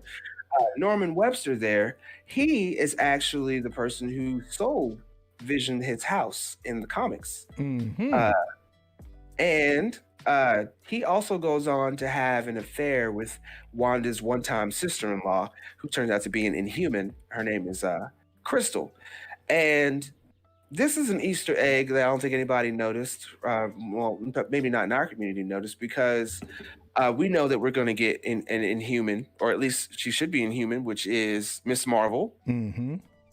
And as you can see from the 2 contrast pictures there, that back in the day, of course, Norman Webster, he was a white man, but they may have changed Norman Webster to be of Middle Eastern descent, because I think he's going to go ahead and be in Miss Marvel, the TV show, and continue in at least the canon. I'm not saying he's going to be like a love interest. She's a young lady. Yeah. He's an older gentleman, at least, like old, but he's older than her. So I'm not saying like a love interest, but I think he's going to continue the story from WandaVision and being like, yeah, I was in that part of New Jersey, that 5 miles of New Jersey that was affected by what Wanda did, and Well, you know where Kamala Khan comes from, right? Jersey City. Right, exactly. My point. So I'm following you there, but I do got to call out that just because it's a man of Middle Eastern descent doesn't mean that it's going to be. I totally get that, but the reason why I'm going with that is because I feel like that show they wanted to make sure that Miss Marvel was canon and nationality as well, and I feel like that's going to make it centric for the show as well. We got Wakanda, now we have a show with with the Middle Eastern family, Pakistani. So I feel like Pakistani. I'm trying to be general, okay. If you know what it is, then fine. Yeah. But I'm in general. But I think we're going to start. I think Disney Marvel may be kind of going in a bit of a retro way to where we're going to get these different properties, different shows that touch on that touch people in different homes. You got to remember Disney is still a family company, so I feel like they changed a few things to go with certain stories and keep it canon through their line. So the next interesting character here we have on this wall is my man Herb down there on the bottom. So go ahead and you mean Mr. Al Schuler? Oh, yes, that's Mr. Al Schuler right Al there. Al Schuler's doppelganger. Let me tell you something. Herb ain't this fly. Herb ain't got it like this, man. This is one of a kind, man. Is this your card, Al? This is not my card, nope. Sir. Is this your card? Is this your card? Is this your card? Somebody needs to go back and change them to dollar bills. Exactly. My man Vision throwing. But we got that picture there. I don't know if anybody in the two-way is familiar with who that is. Let me go ahead. Well, unless they're watching it on a 70-inch screen, no one's gonna be able to see it. Oh, well, okay. I'll tell you what we'll do then. I can fix that right away. 2.5 seconds, and we will get that fixed. I kind of want to see. I want people to kind of catch a glimpse and see if maybe they can guess who I may be speculating my main Herb is. Which I thought it was. Maybe he is not this character, but they definitely are showing that we may be getting them in the future. Mm-hmm. I'll definitely say that. Definitely will say. It could be interesting, that's for sure. Yeah, most definitely could be very. Because if they're trying to tie everything back to WandaVision, that's definitely a way they could do it. Right. Well, I mean, it is kind of their starting point, so they're definitely going to try to do what it is that they can. To tie it all together. We good, Wallace? You got us going, Wallace? All right, let's see what we got. All right, yeah, there we go. Yeah, that looks phenomenal, actually. So, my man Godfather sitting next to somebody that could possibly be at least alluding to the high evolutionary. The high evolutionary. Okay. His name being Herbert. Because in the comics, we all know the High Evolutionary was a super scientist who ran Mount Wundagore. Yeah. And that was a safe haven for another little Easter egg we're going to get a little later about the cow, the mutated cow, Bova. Okay. And she's the one who actually in the comics delivered the twins. Of course, we didn't see her in there. They replaced her character with Monica Rambeau, helping her bring the kids, but in actuality, it was actually Bova who did that. So that could be. I'm sorry. Did you just call Monica a cow? No, I said they replaced the cow with Monica. Just checking. We got the tape. It was utterly disturbing thinking of it in that way. Utterly. Really? So you just gonna milk this joke? I'm for the as one much that gets as you can, to drop huh? the dad joke. You just gonna milk this joke for as long as you can. That's what we doing. Yeah, the two-way needs its vitamin D every once in a while. Yeah, well, that's just getting cheesy. Most definitely. Was that a bad move or not? Okay, that was a little over the top. Man. We had to do it. We did. But we always have to do it. They think that that possibly he could be paying homage to the High Evolutionary, and the reason why that would be interesting is because we're waiting for that new Guardians of the Galaxy to come out, and we're waiting for Adam Warlock, and the High Evolutionary is also notable for giving the Soul Gem to Adam Warlock. So with this speculation that maybe that WandaVision could be the spark or the beginning of the Infinity Stones trying to actually become tangible again, because they're living, they're their own thing. You know, Thanos actually can't destroy something like that, and they're going to exist in some form. So as I said, I think last week, that there's a possibility that they could try to bring these back in certain characters instead of bringing them back as stones. And I don't think that would be a good twist for the MCU to do. All right. And anyone else feel like they're in class right now? Yeah, y'all better be taking notes, man. Homework. You better be taking your notes. Right. Told you, man.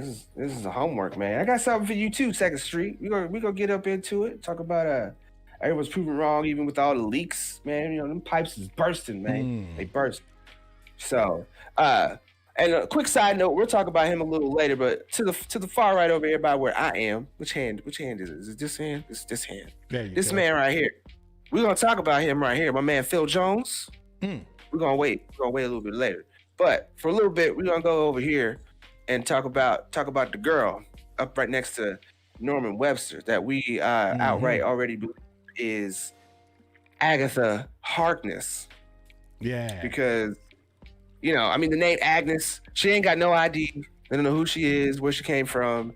And we kind of got the idea that she knows what's going on with Wanda. Whether she's able to affect her with her magic or not, Agnes seems to be playing into the role pretty well, especially when my man Vision comes around. Yeah. And you can go ahead and tap that button one more again. People know, we know that's Agatha Harkness.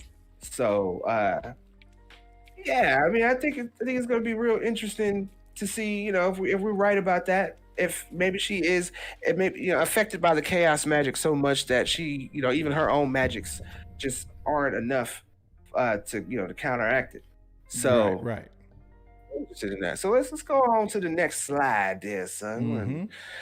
So this one, of course, we're familiar with because this is pretty much us getting memed and. What, you know, a lot of us are probably doing, writing down a lot of this information, you know, that this town of Westview is being covered within a 5-mile radius of this hexagonal bubble. You see my man somehow wondering if maybe there's scrolls that are behind it. I seen one theory, and I don't know, maybe they zoomed it out. Maybe it's on there. I wasn't able to find a picture of it, and I went back and watched. I don't remember seeing it, but somebody said that maybe the Celestials were listed on this.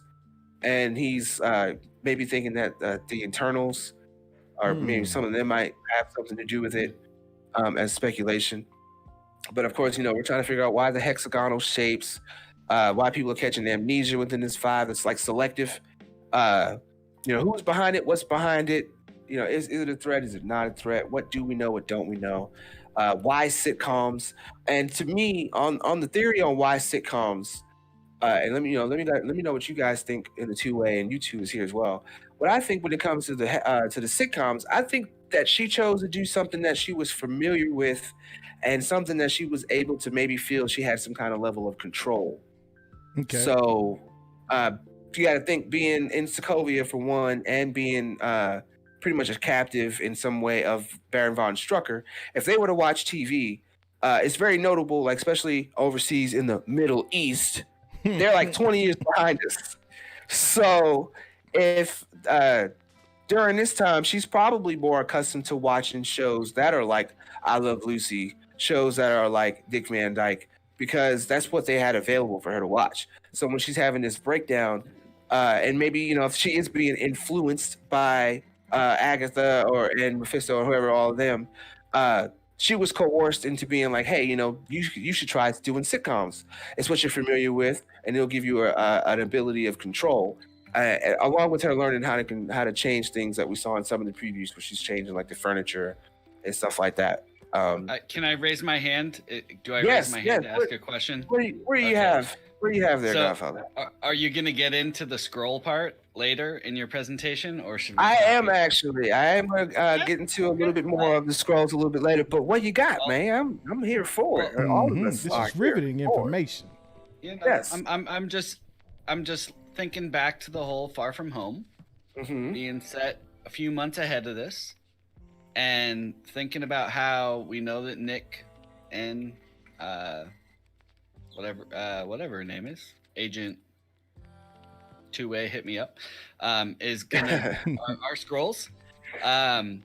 So when we look at Sword and how they're the head guy in charge of Sword is in there, and he immediately, when CMBR gets mentioned, he heads off. I think it might also be because he's needs to alert his bosses that they might be onto them being Skrulls. Yeah, I am totally following you there. I do think that the scrolls maybe don't have something to do exactly with this story, but I definitely think that they are coming in the future, and they're already here.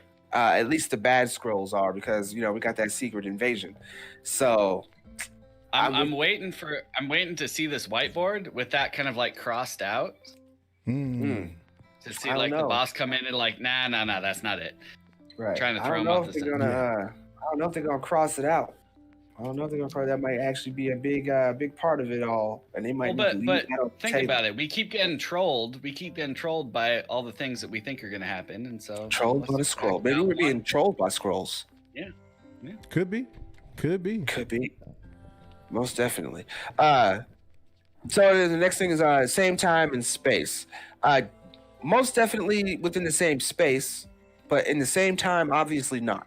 Especially with the fact she got kids within an episode, so there's no way they're within the same. They're not following the same timelines, but they do exist within the same space, obviously, because after they cross a certain threshold, they lose all time by going in. Time and space are all relative; they are not things that are completely tangible. Is Vision alive? That is actually a great question. So yes, are we doing like a Weekend at Bernie's type deal where she's just walking around with my man's body and he's completely dead and she's just reanimating him? Because we've seen that creepy ass image of him with the stone missing, done, gone. So I don't know. Failed attempts, fallen lines, digital, and of course the drones, and we will talk about that here in a moment. So go ahead and flip us on to the next one, man, and get us started there with the one. All right, so we got this episode 1 Easter eggs. Go ahead one more again. So on this first one here, of course, we're familiar with this. Don't forget the past. This is your future. The Toastmate 2000, made by Stark Industries. Now, this looks like a really, really nice little commercial break. And, if you notice, whenever we decide to have a commercial break, something usually seems to be going wrong, and Wanda needs a moment. So she grabs a Snickers and puts us on commercial break. And it seems like she goes back and has she's going back into a little bit of past with the traumatic moments here. And what significance this toaster makes is, if you remember back in the Age of Ultron, where her brother were talking about her mom and their parents, and how they were living at got hit by bombs, and then they got trapped and they scared and they hid underneath the bed or whatever, and they had to spend 2 days looking at a second shell that landed right next to them that never detonated, and the word Stark was plastered across it, kind of like we saw in 2008 Iron Man where it said Stark. But if you notice, that's the only thing in this commercial. That's the only thing in this whole era, actually, when they do this show that has color. And of course, it's flashing red, and that is to pay homage to that part where they had to sit and be scared of whether or not that was going to blow up or not. Go ahead to the next one there, sir. In this one here, we have Vision with Wanda. And this is the part where he's about to actually go for work here soon. But this has significance because it's a little far away here, but on his tie, they're kind of like little diamond little fire emblems. There's a couple speculations that say that could be alluding to Mephisto. And it could be a bit of a branding on Vision to show that she is using Mephisto's power to reanimate him. Mephisto and Grim Reaper. Okay. To reanimate him, and that is how she's able to at least bring him back to life. But if you notice, this is something that just kind of came to mind. If you notice, Wanda's able to create things in this world. So, she's creating kids. She's pretty much controlling other people, making things look and appear very differently. But apparently, Vision is, in a sorts, just a cloak. He's not something that she made tangible, made real. He's something that she reanimated. Yeah. So it kind of begs the question later on whether or not is he still going to be tangible, or will he die by the end of this, by her finally realizing and getting over his death. So there's somewhere we're going with that. Right. Go ahead and hit us with the next one, man. Mm-hmm. So that's pretty much for the most notable ones. Like I said, I'd look for something with the hearts, and pretty much their major significance in episode 1 was just to really beg the narrative of why they came. They didn't have rings, how long they've been, those types of things, setting up the baseline of the story. Don't you have any kids? Right. Yeah. Yeah. So they were pretty much asking all the questions to the things that we were going to get to here in these next few episodes. So one more again. So if that one right there is the beginning of episode 2, and it kind of is like a Bewitched theme on this one. But if you look at it, does that look familiar to anybody at all? I see you, Josh. This is definitely educated. But if you look at it, this is the lore that the community has wanted all this Right. time. Exactly. Exactly. Y'all, And we here to give it to them, man. That's what we do around these parts. That's what we do. Y'all know. Well, if you look at it there, so you got the large, let's call them stones. So you got the large stone in the center, and then it's preceded on the outside by another little 6 of them, right? Yep. So we believe that this is pretty much an allusion to the Infinity Stones, the Infinity Gems. You got time, space, mind, soul, power, and reality. And with the fact that he's got that Mind Stone in his head, and we're making these speculations that the gems are going to try to make that maybe all of this multiversal crap is happening because the gems are trying to push their way back into existence. And this is just the way You know what else has 6 things? It's called a hexagon. That is also another thing that has 6 things. If you look at that pattern, it is most definitely a hexagon. like a little hexagon over there. Mm-hmm. I feel you, Godfather, paying attention. Somebody's paying. Somebody get this man some points. Mm-hmm. Get you 1,000 points there. All right, so let's go on to the next one there. Mm-hmm. All right, so right here we got Vision going up through the floor, and to his respective right, our left, you see the Grim Reaper helmet. And that's kind of, we're back there to the Scarlet Witch number 3 that came back out in 1982, where the duo they kind of fight the Grim Reaper, and they bury his ass in the garden. It was like, yo, we're not doing this. But she was actually killed by Vision's new wife. Okay, she wasn't killed by Wanda. She was killed by Vision's new wife, Virginia. And we'll get into that a little bit later on because I have some honorable mentions to go through too. Okay. And that was kind of a different iteration and of course, we know that they're adapting it, so they might not go exactly that route by introducing somebody of that nature who kills the Reaper, but maybe later they will. And also, this is kind of significant because the Reaper is also the crazed half brother of Simon Williams, and I wouldn't be surprised if maybe Simon Williams is going to show up later because he has significance right along someone else who is in fact trapped in this town. Isn't that Wanda, man? Kind of makes you wonder, man. Kind of makes just makes you wonder, man. It kind of does, most definitely. So I'm pretty sure we'll see another little nod to him later. What we got next? Alrighty, so we have the second part of this opening credit scene where you see Wanda, like in this one, she picks up a little box and with her magic and puts it in the cart. But that's actually not what's significant here. In the background, you have 2 posters up there, and one of them says, "So what does it says Bova milk on it?" And that is again call back to what I said about the cow who helped deliver the twins. It's a call back to Bova. And being back on Mount Wundagore with my main, the High Evolutionary, where she was having her kids. And then the other one on the right there says Auntie A's kitty litter. So who would we kind of consider to be any kind of auntie or any kind of A in there? Well, right now, I feel like Agnes is playing the role of a good aunt. Yeah. To where she's always trying to help out Wanda and Vision. And she's coming through, helping them out and all that. So we think that actually is a clear allusion to the character Agatha Harkness, because her name is also known as Auntie Agatha. So a lot of these little things that we're thinking are... She's got the cats. She's right. got the cats. She's got the cats. Right, exactly. So why else would they put Auntie A's kitty litter up in there? Exactly. You know what I'm saying? If that wasn't what it is, what it do.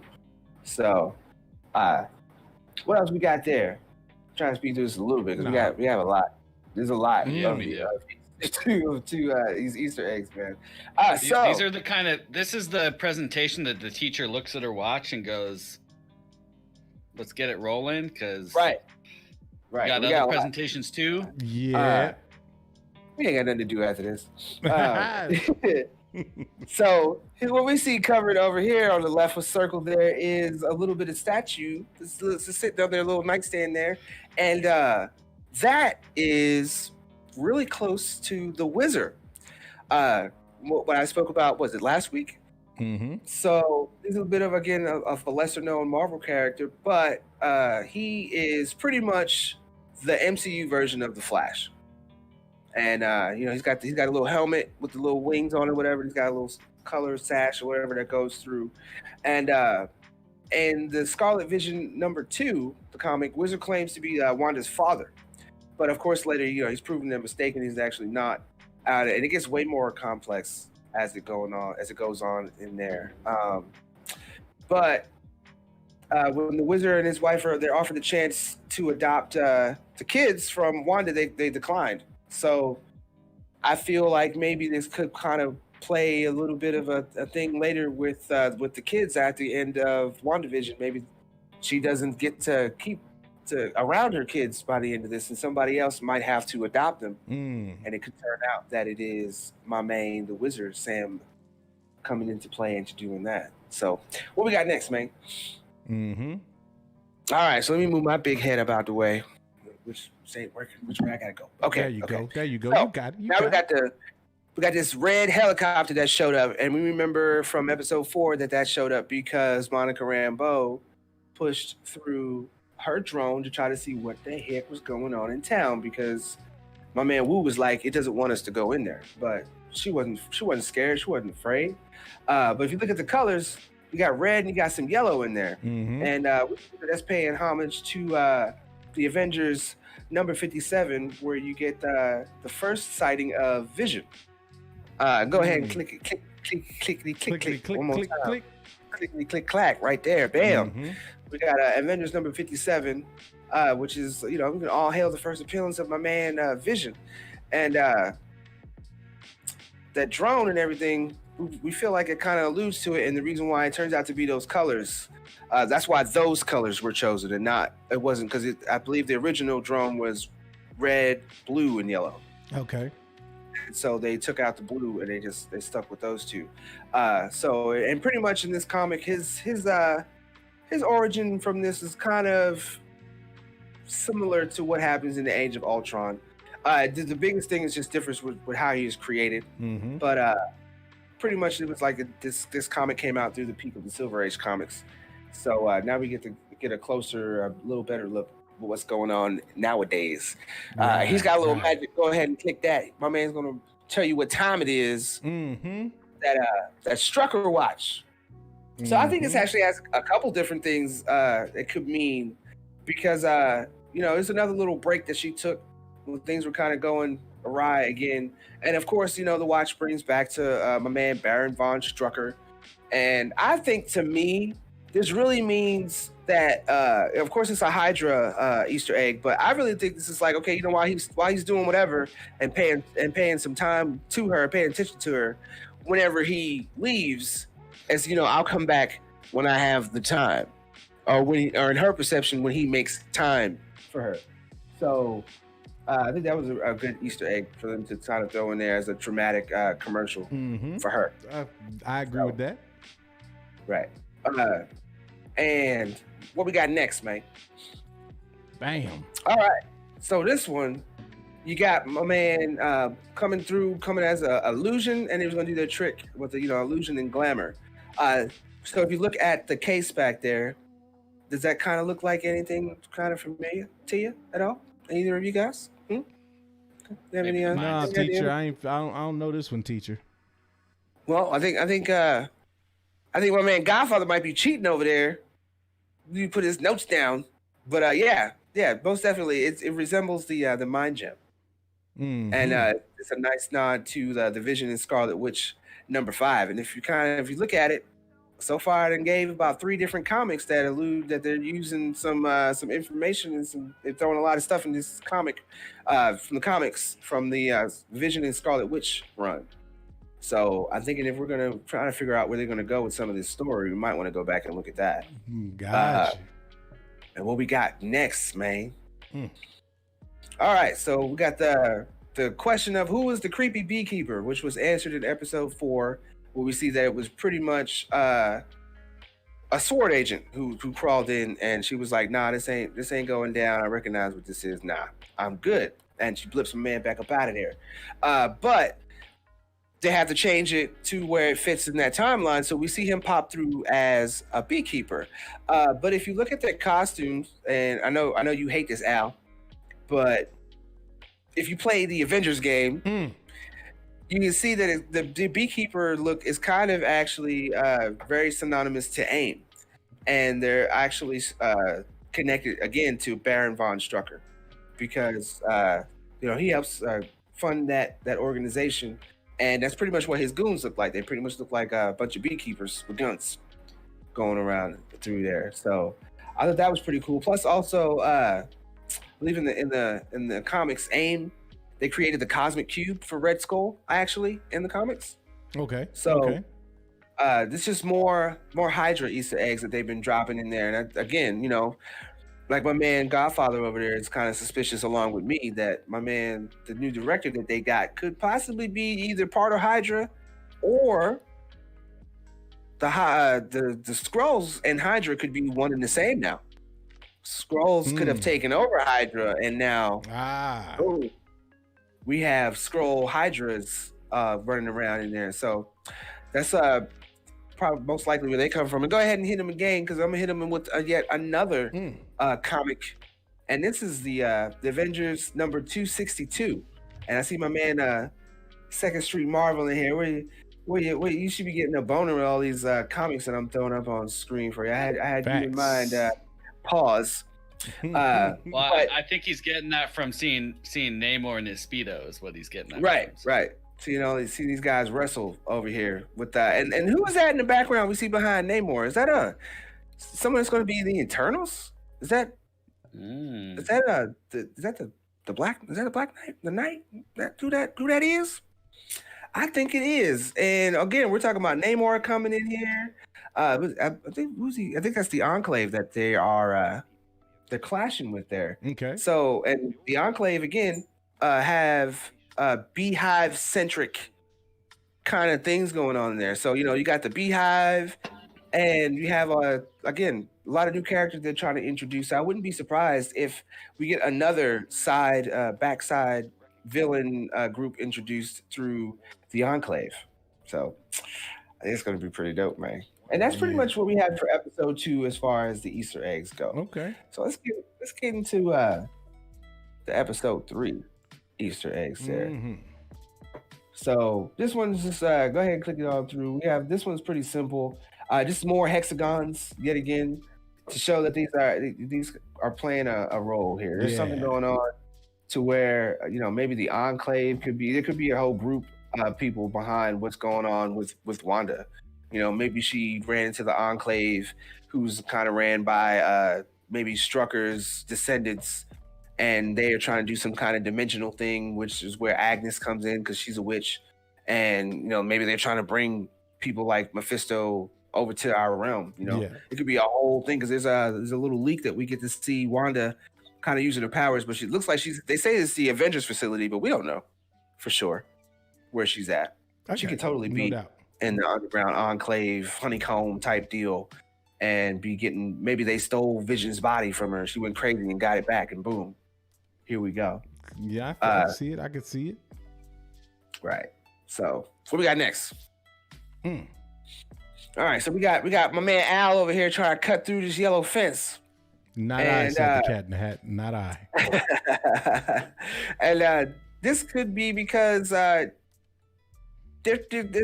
a little speculation that some of the people, like we're saying, this could totally be the high evolutionary. There's some people have stronger wills than others, and there's a reason for that. It's because some of them have their own kind of magic powers, and they're just being influenced right now by whatever energy besides Wanda. And that's why they have these in and out moments where, Agatha's talking with my man who could be the high evolutionary, because they know what the deal is, they know what's going on, and that's why he was trying to tell him. But she was like, nah, we gotta let this play out for whatever reason. Maybe she has more stake in it than he does, and maybe maybe he's not the high evolutionary yet. Or it just could be them paying homage to it and for a future thing. So do you know the other Easter egg that's in this shot? What is that? That's the house. The house that's in the shot is not the same house from the week before or the week before. This is true. This is very true. The house changes every damn week. Good catch.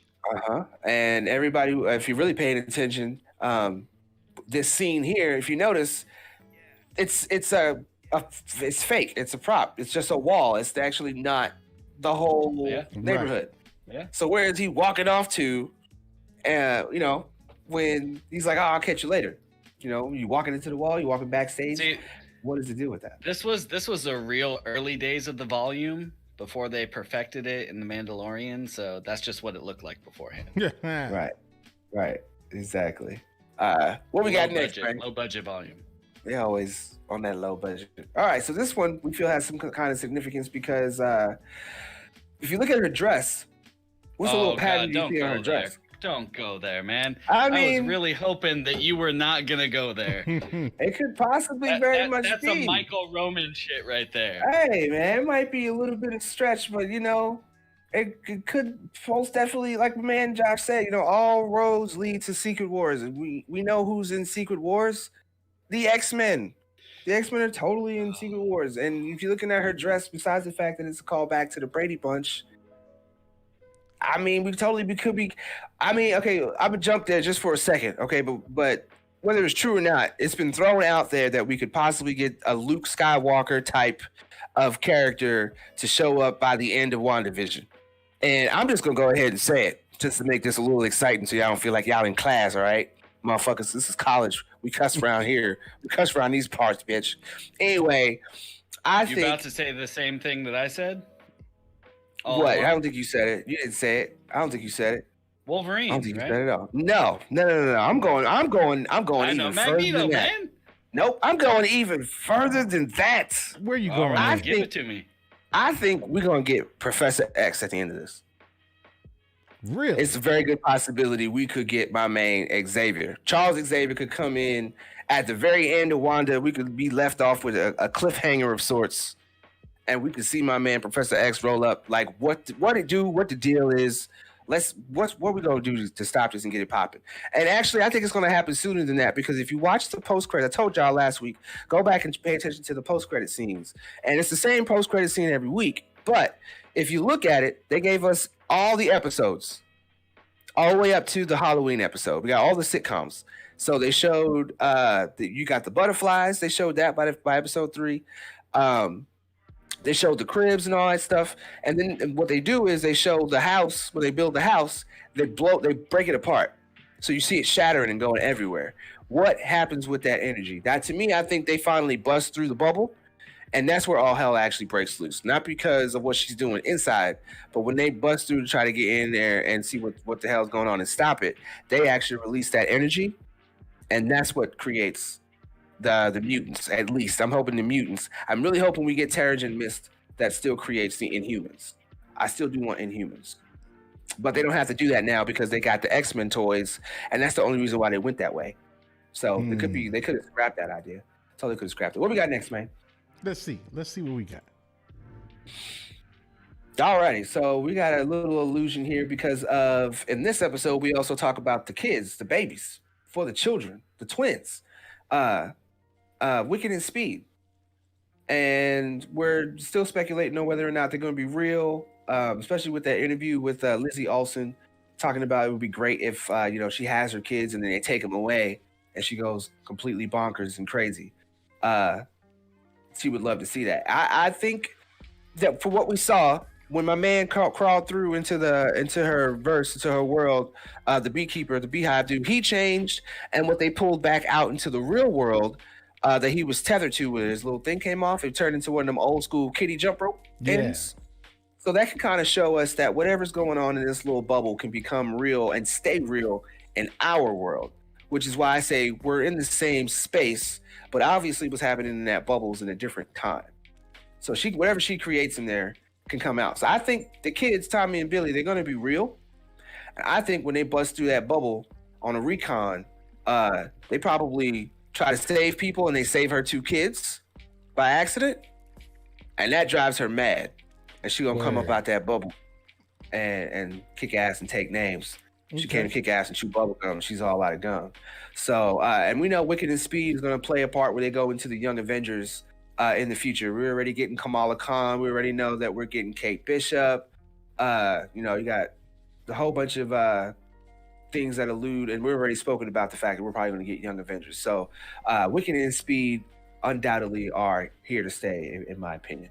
So what we got next, man? All right, so this is a real quick one here. You see my man Vision with the doll, and you see the young girl there. Who's that? Anybody know who that is? Carrying the doll. Godfather, you ain't got nothing? You don't know who that is? Carrying Brady the Bunch. doll?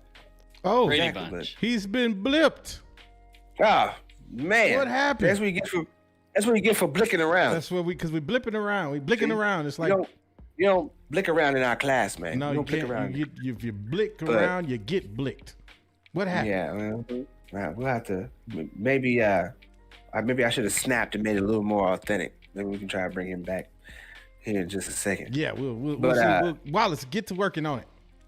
Right, we'll put my man on it. But yeah, she is carrying around the kitty carry-all doll, and that is the doll that he is changed the diaper on. What we got next, man? Let's see what we got.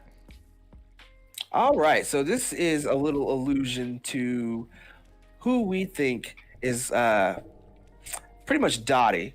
But in the back there, my man looking toward his right, that's actually Phil Jones. And it kind of begs the question, like when you first get into the show, the very first episode, who's getting fired? My man Phil Jones. So it's like, why do we care about this dude? We see him at the talent show. He's, they're messing up my man's piano. They done turn it into a trick piano. Like, why should we care about Phil Jones? Well, Phil Jones in the comics is married to Arcana Jones. And we pretty much believe that's who Dottie is when it comes down to why we should care about Phil Jones. So what we got next in that? Because I think that actually, it ties into, now I couldn't find one with just the one I wanted, but that's this center picture here in between everything where my man Phil Jones and Dottie are, where he's holding the newspaper. And this, you can't really see it either, but they have a lamp there. I believe it has the 2 twins holding up a light bulb, which is Easter egg to Wicked and Speed, and he's reading a newspaper, and it says "To fire, Hydra," but it kind of cuts off. You could say hydrant, but we think that's another little hint again at Hydra. Okay.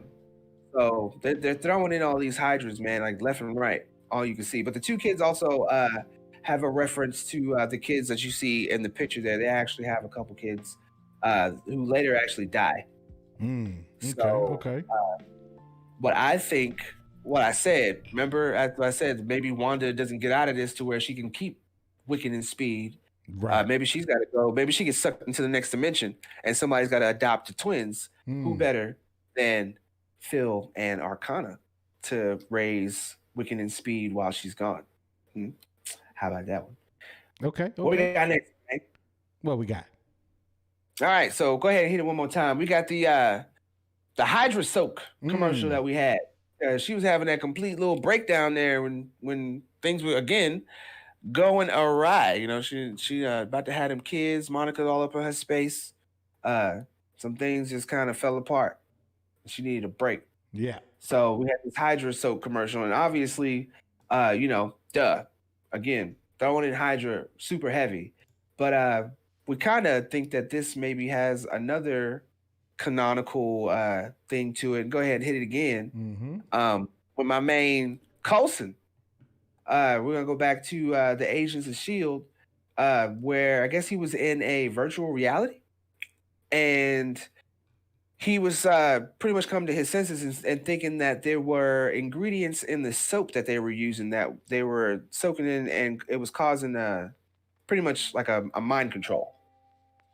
And the fact that they were, again, that they're alluding to some kind of a mind control thing, maybe with this Calgon Take Me Away type commercial, could allude to the fact that maybe Wanda, it appears that she is the villain, but she could be under some kind of control at the same time. Yeah. So who knows where that's going. Go ahead and click it 2 more times because this one is just to show that was going in there. So here we got Senor Scratchy. Now your girl Agnes was real adamant on trying to bring my man in there, and we pretty much think that this Scratchy is a reference to Agatha Harkness's son, Nick Scratch. And then we got the Stork also in there, and we think that there could be ties in there that say that maybe the Stork has some kind of relevance to either Grim Reaper or Mephisto, or maybe even Nightmare, and that's the reason why her magic didn't work.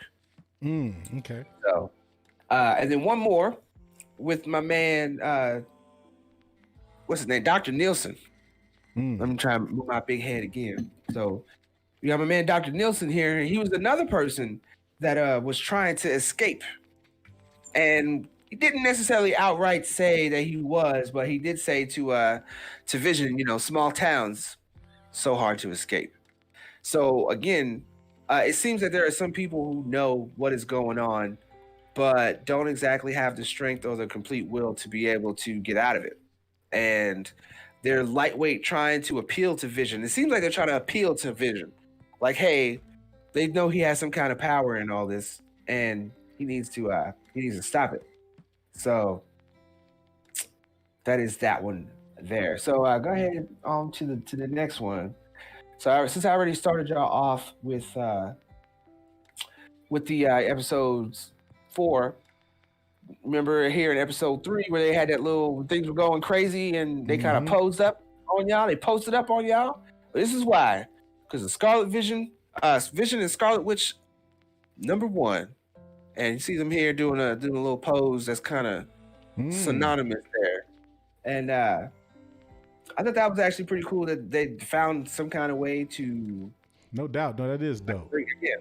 Rip it off the comic and throw it up on screen. Yep. And I think that's what we need. So this miniseries ran from 1982 to 1985, and this is heavy with a lot of Quicksilver, a lot of her brother, a lot of Grim Reaper. You get Wonder Man. There's actually a little run in here that involve Ben Grimm, all types of stuff. So go ahead and hit the people with the next one, because you know what? Looking at that, I really get a lot of some strong Scooby-Doo vibes. They really look scared, like they was up in Scooby-Doo. Hey, speaking of little small tangent, when did it become canon that Shaggy and Velma were dating, like talk about? Because I went looking for that image right there, and I typed in Shaggy and Velma, and they got the two of them all types of posted up. Like my man was hemming up Velma in the van, and I mean canon. Okay, I'm not saying like it was some stuff I should have been looking up while I'm trying to do my homework. I'm talking about like TV show canon, Shaggy and Velma shagging. Oh man, yeah. I don't know nothing about that. Right, I don't know nothing about. Maybe we'll talk to Vito because he's into Scooby-Doo and Power Rangers. Okay. And I heard you like Barney too. Oh Lord, Lord help us.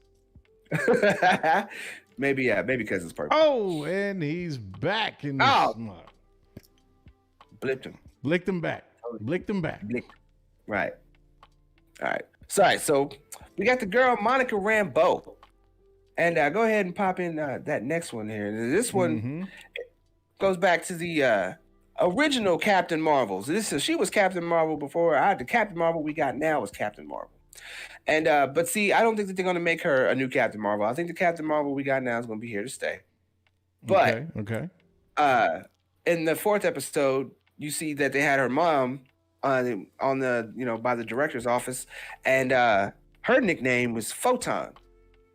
And go ahead and hit the people with the next picture there. I think what they're going to do is going to have their cake and eat it too, and make Monica Rambeau Photon in the Captain Marvel movie. That's what I think they're going to do with that. So this was a bit of an Easter egg that I came up with on my own there, because I'm just surprised this class is still going. It's almost over. Shoot. The bell's about to ring. The bell's about to ring. I think a lot of people are actually. We're getting close to airtime for episode 5, aren't we? We can go for another 2.5, 3.5 hours. I think my man's trying to get you to wrap it up, Box. I know, man. No, I'm saying let's keep this going. Let's roll right into the watch party. Hey, pump your brakes. Pump your brakes there. Yeah. I need a little bit of rest. Right. Yeah, we got a nerve injury for all that code. So I see Phantom of Goodbye. He's like, Monica would be Photon or Spectrum. I believe that she'll be more Photon because they're teasing that a little bit more than Spectrum. And there's really not too much difference between the three, to be completely honest. Like her skill set, her powers change just a bit. But when it really comes down to it, it's all Monica Rambeau. It's all the same kind of character. And I don't think it'd be dope to see that. Like, I don't really think there's too many. It's an iteration of like Photon or Spectrum and Captain Marvel. Yeah, all together. You don't really see that. So I think that's going to be cool whenever they finally get to that point when we get to Captain Marvel 2. Cool. What we got next, man? Alrighty. So what we were talking about earlier there with the director. Scrolls. So pretty much this one is playing a little homage to Avengers Number 101. And I see Second Street coming up again. So there's one huge thing nobody's bringing up. Go ahead and bring it up, man. Tell us. Bring it up. Drop that Tell knowledge. Us what it is. I see you raising your hand. Community sharing class. Exactly. Participation so again, is highly encouraged. Yes, it is. Who cares, Stephen J, what Spectrum spelled backwards, what it means backwards. Anyway, so this is Avengers 101, and this is another Scarlet Witch Quicksilver kind of centric issue.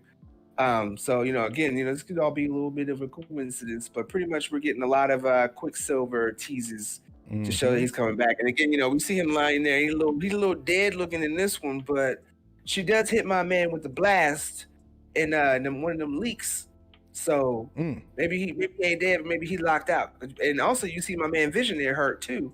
And we also got another little leak that came out that showed him trying to come out of the bubble and at least ask for help. But it looks like, to be honest, there's the way they cut it. Okay, so if you look back at one of the trailers, you see my man Vision kind of post up, and then you see Wanda post up. And you're led to believe that they're going to, what they say, they're trying to save the town. So you're led to believe that they're going to be with each other trying to save the town. But I actually think my man Vision is coming to his senses, and he kind of challenges Wanda, and she puts a smackdown on my man. I think that's what we see her hit my man with some magic. But they cut it and made it look like they hit someone else with some stuff. I think it's Vision. I think she hit him with that scorpion, say, get your ass, come over here. And made him sit back down. Could be. That's what I think happened. But again, with my man and the director here, remember, me and Godfather, we're kind of on the same page there. Go ahead and hit the people with the next one, because I think my man is a Skrull. I think he's flat out Skrull, and he's going to play a huge part in Secret Invasion. Yep, I agree with you, Godfather. I think my man had to dip off and talk about what was going on with the Skrull peoples, and maybe cover some tracks, maybe see what they knew what was going on. I mean, and you know what? He could still be a good guy. We thought Talos was going to be a bad dude, and it turned out he was actually trying to save his family.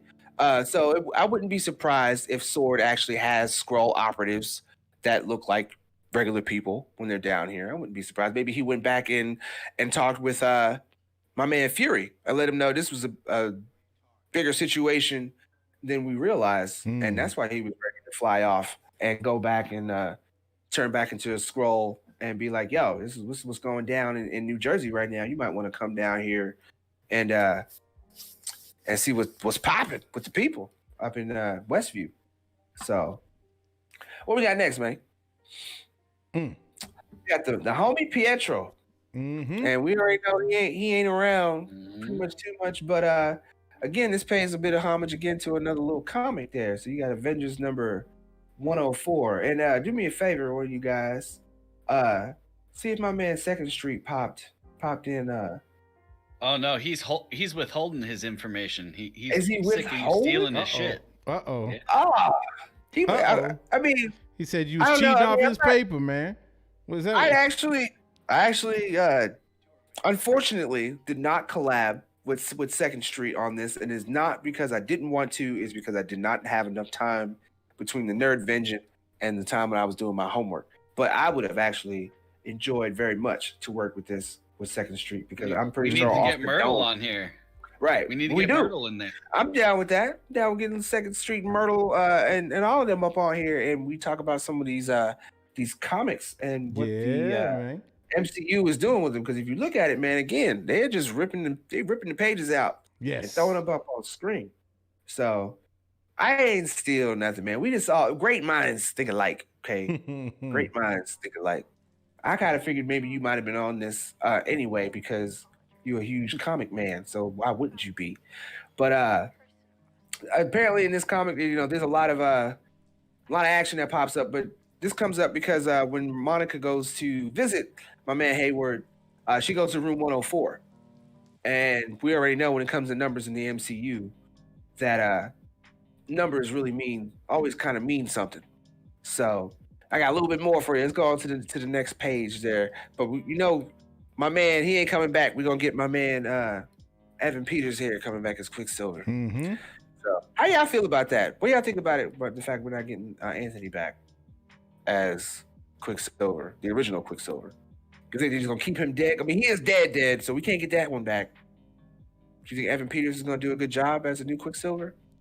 I think he'll be all right. Yeah. I think it'll be cool, man. Like, I liked him in the X-Men movies as Quicksilver. So as long as he brings that same kind of energy to it, I think it'll be dope. I'm just really interested to see how they work that in, though. Like, we know it's gonna have multiversal implications and all that, but I want to see how they about to work this out, because that's where it's gonna get juicy. Most definitely. All right, let's keep it rolling. Let's keep it moving, man. We got more, cause we got a couple more. Yeah, it seems like let me see here. Is it not wanting to go? Nah, it's looking like she might have quit on you. Oh man, what happened, Jack? Me no like you. Me no Wallace, like you the Godfather is you. either. You tamper with my work, man. You already hit me with the wrap it up box. Let's see. No, I'm here for the night, so go. I just want you guys to join me. Oh yeah, I want the Nerd Avengers to join us too. Good old Nerd Avengers. Okay.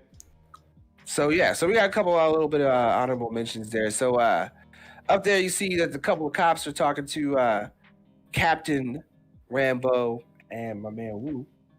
And go ahead and hit the people with the next one there. We feel like it's had something to do with the Strange Tales, man. Because way back in 1966, if you look at the car, the cops, they're driving the car that said 1966 on it. And guess who else appeared back in 1966 in Thor number 134? The High Evolutionary. So I'm thinking Strange Tales number 143. It's a big, again, it's a mind control storyline, and again, it features Hydra. So here it is again. We got references with the High Evolutionary, Hydra, and a stone. The Cosmic Cube, which is now what we call the Tesseract. So I feel like a lot of these things is about to come about to make a comeback, man. Okay. So And that's if why we're we're talking just about the fighting the cosmic cube, if we're talking about the cosmic cube, the Tesseract, in Avengers 1, on the paperwork when they're talking about the Tesseract, it has Mephisto written on the bottom of it. Yeah, you know what? My man Godfather coming through all these good catches, man. It's definitely coming through all these good catches. So, with that, is a very good possibility that we are going to get. I think we're going to get Mephisto. Again, I just don't think we're going to get him in this show. I think we're going to get what alludes to, either Mephisto or I know we're getting Grim Reaper. We should be getting Grim Reaper and a few other people. So now we see the sword up there. And what we got coming up with the comic on that one? That looks like Avengers number 105. Because that came up when you entered the sword base. Apparently, there's a number combo that somebody spotted on one of the computers there, the computer screens, and it is a number A105, which is pretty much this continues the arc of Pietro. He's kind of missing in this. They have little shenanigans going on in the Savage Land, and apparently Wanda and Vision they have some moments there, and but Pietro went missing, and she's grieving. She's trying to find him, and but she can't really go look for him because she's got to go do some duties with the Avengers. So just the fact that they're kind of really alluding to that, and also I believe that they consider transplanting Vision's consciousness into the dead body of Simon Williams into Wonder Man. And I believe Wonder Man, yeah. I believe in the next comic that I go ahead and bring up. Go ahead and click through for the people. You see my man Vision up there getting tender with Wanda, but he also gets tender again with someone else, and the two kind of play into each other a bit because this version of Vision is when he comes back after being wiped, after being kind of killed in a sense in the first episode, the first little iterations of him, and he comes back, and this is a consciousness that actually is uploaded with Wonder Man's consciousness. Simon Williams. It follows his patterns. And to me, I think this has significance because this is a little theory that I have. If you look at Paul Bettany and his character, going back in the beginning, 2008 Iron Man, originally he's voicing Jarvis. And then you see that they evolve Paul Bettany into a character of Vision. And I feel he's going to go through yet another transformation where they still hold on to Paul Bettany, but they make him either a new version of Vision that we see here, give him a new wife, a new life, because Wanda, she probably got sucked into the dimension and she can't be there now. So he's got to live his life as someone else. And I think they're going to turn Paul Bettany either this character or they're going to turn him into Wonder Man. Okay. That's a hell of an ex-wife to have, though. Ain't it, though? That's going to create some real issues. Yeah, man. Because when she comes back in MCU canon, she ain't going to be happy to see my man completely moved on at all.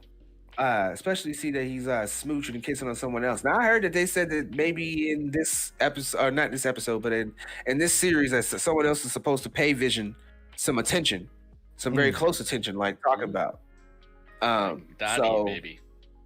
Right, but I don't know. They said maybe Dottie, but I don't know who was that in the picture that I had in the last slide. Old girl who had her hair all flared out and everything. She didn't look like Dottie or Agatha Harkness. She looked like somebody else. So she looked like Norm. No, Norman Vision, man. Norman Vision. I know. Maybe some people might like that idea. There might be some people, but I don't know. But man, Josh is talking about Dottie. Dottie might want that D. That capital D. That capital. She might want to get all up on some of that synthesoid. Wait. I thought Vision didn't have any of that going on. I thought that was all left for Dr. Manhattan. Hey man, he is an android. He can always get an upgrade. Yeah, man. Okay. Notice how I said that. He is an android and can get an upgrade. Facts. Unlike, don't you mean a synthezoid? No, I mean that we ain't trying to join no clubhouses anytime soon. No, bruh. I like my phone. Yes. Tell him one more time, man. We know who we throwing shade at. Shoot, we like my phone. No clubhouses. All I know is androids. I heard Nerdvengers hang with androids. Yeah, that's what I heard. Turdvengers hang in the clubhouse. Mm-hmm. That's what I heard. I like what you but yeah, just saying. So pretty much that ties in again. I think we're going to pretty much see a version of Wonder Man by the end of WandaVision, and I think we're going to get people like Grim Reaper also by the end of this. And I believe we're going to get the Wizard. If they don't turn Paul Bettany into Wonder Man, there's a possibility they'll turn him into the Wizard. And go ahead on to the next page, and I will bust down why I think these people are going to come into the MCU. Go ahead and get the people up to speed one more time. All right, so we got Phil Jones and the girl Dottie over here. So now we know they're married. We know we already went through and talked about how she can be Arcana. And that's pretty much notable because she is married to him. So go ahead and hit the people 2 more times with the like and the click button. So now we see, we got Dada Arcani Jones, we got Phil Jones. Hit the people a couple more times so they can see what they look like in the comics. Arcana is pretty much is a witch of sorts. Okay, she's pretty much a powerful sorceress, and she is also a member of the Squadron Supreme. Now, can I just point something out real quick? Go ahead, man. Just point something out real quick. Look, if you go here and you dye that the same color, bro, tell me. Tell me. I see it. Tell me I'm wrong. I'm just saying. I totally see. Just want to point that out. Like, you can't escape that one. All right there, Herb. Heard my ass. Heard my ass. Get out of here, Phil. So now we got Phil and Herb on After Dark. There's nowhere else that y'all gonna get characters from the MCU popping up in real life. Just popping up in real life. Maybe we have something going on. Yeah. WandaVision did take over the whole world. And now we got it spilling over into After Dark. We got too close to that damn nebula. That's exactly what happened, man. I just appreciate you joining us, Brother Voodoo. Hey. Oh, ain't no problem. I'm the most powerful person in this whole room, so I'm cool with that. So go ahead. Give me some more credit, man. I'll take it. I'll totally take it. So I think, to my point earlier, my man Feige's about to show DC a thing or two. Because go ahead and hit the people with the next one, man. This is why it's relevant, okay?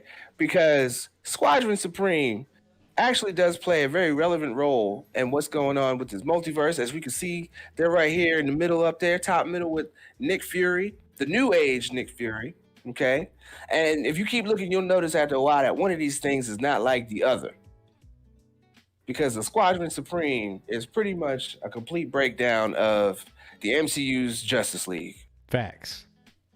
And if you look at the bottom left there, and you look at a lot of the other comics, there's a lot of symmetrical things going on. And I think my man Feige is going to show DC how you introduce characters, how you bring them together, and how you create a league properly, how you create a squadron supremely. I think by the end of this show, we're going to be looking at a lot of people. Like, I think you're getting, maybe not in this show, but we're going to allude. You think we're getting Hyperion?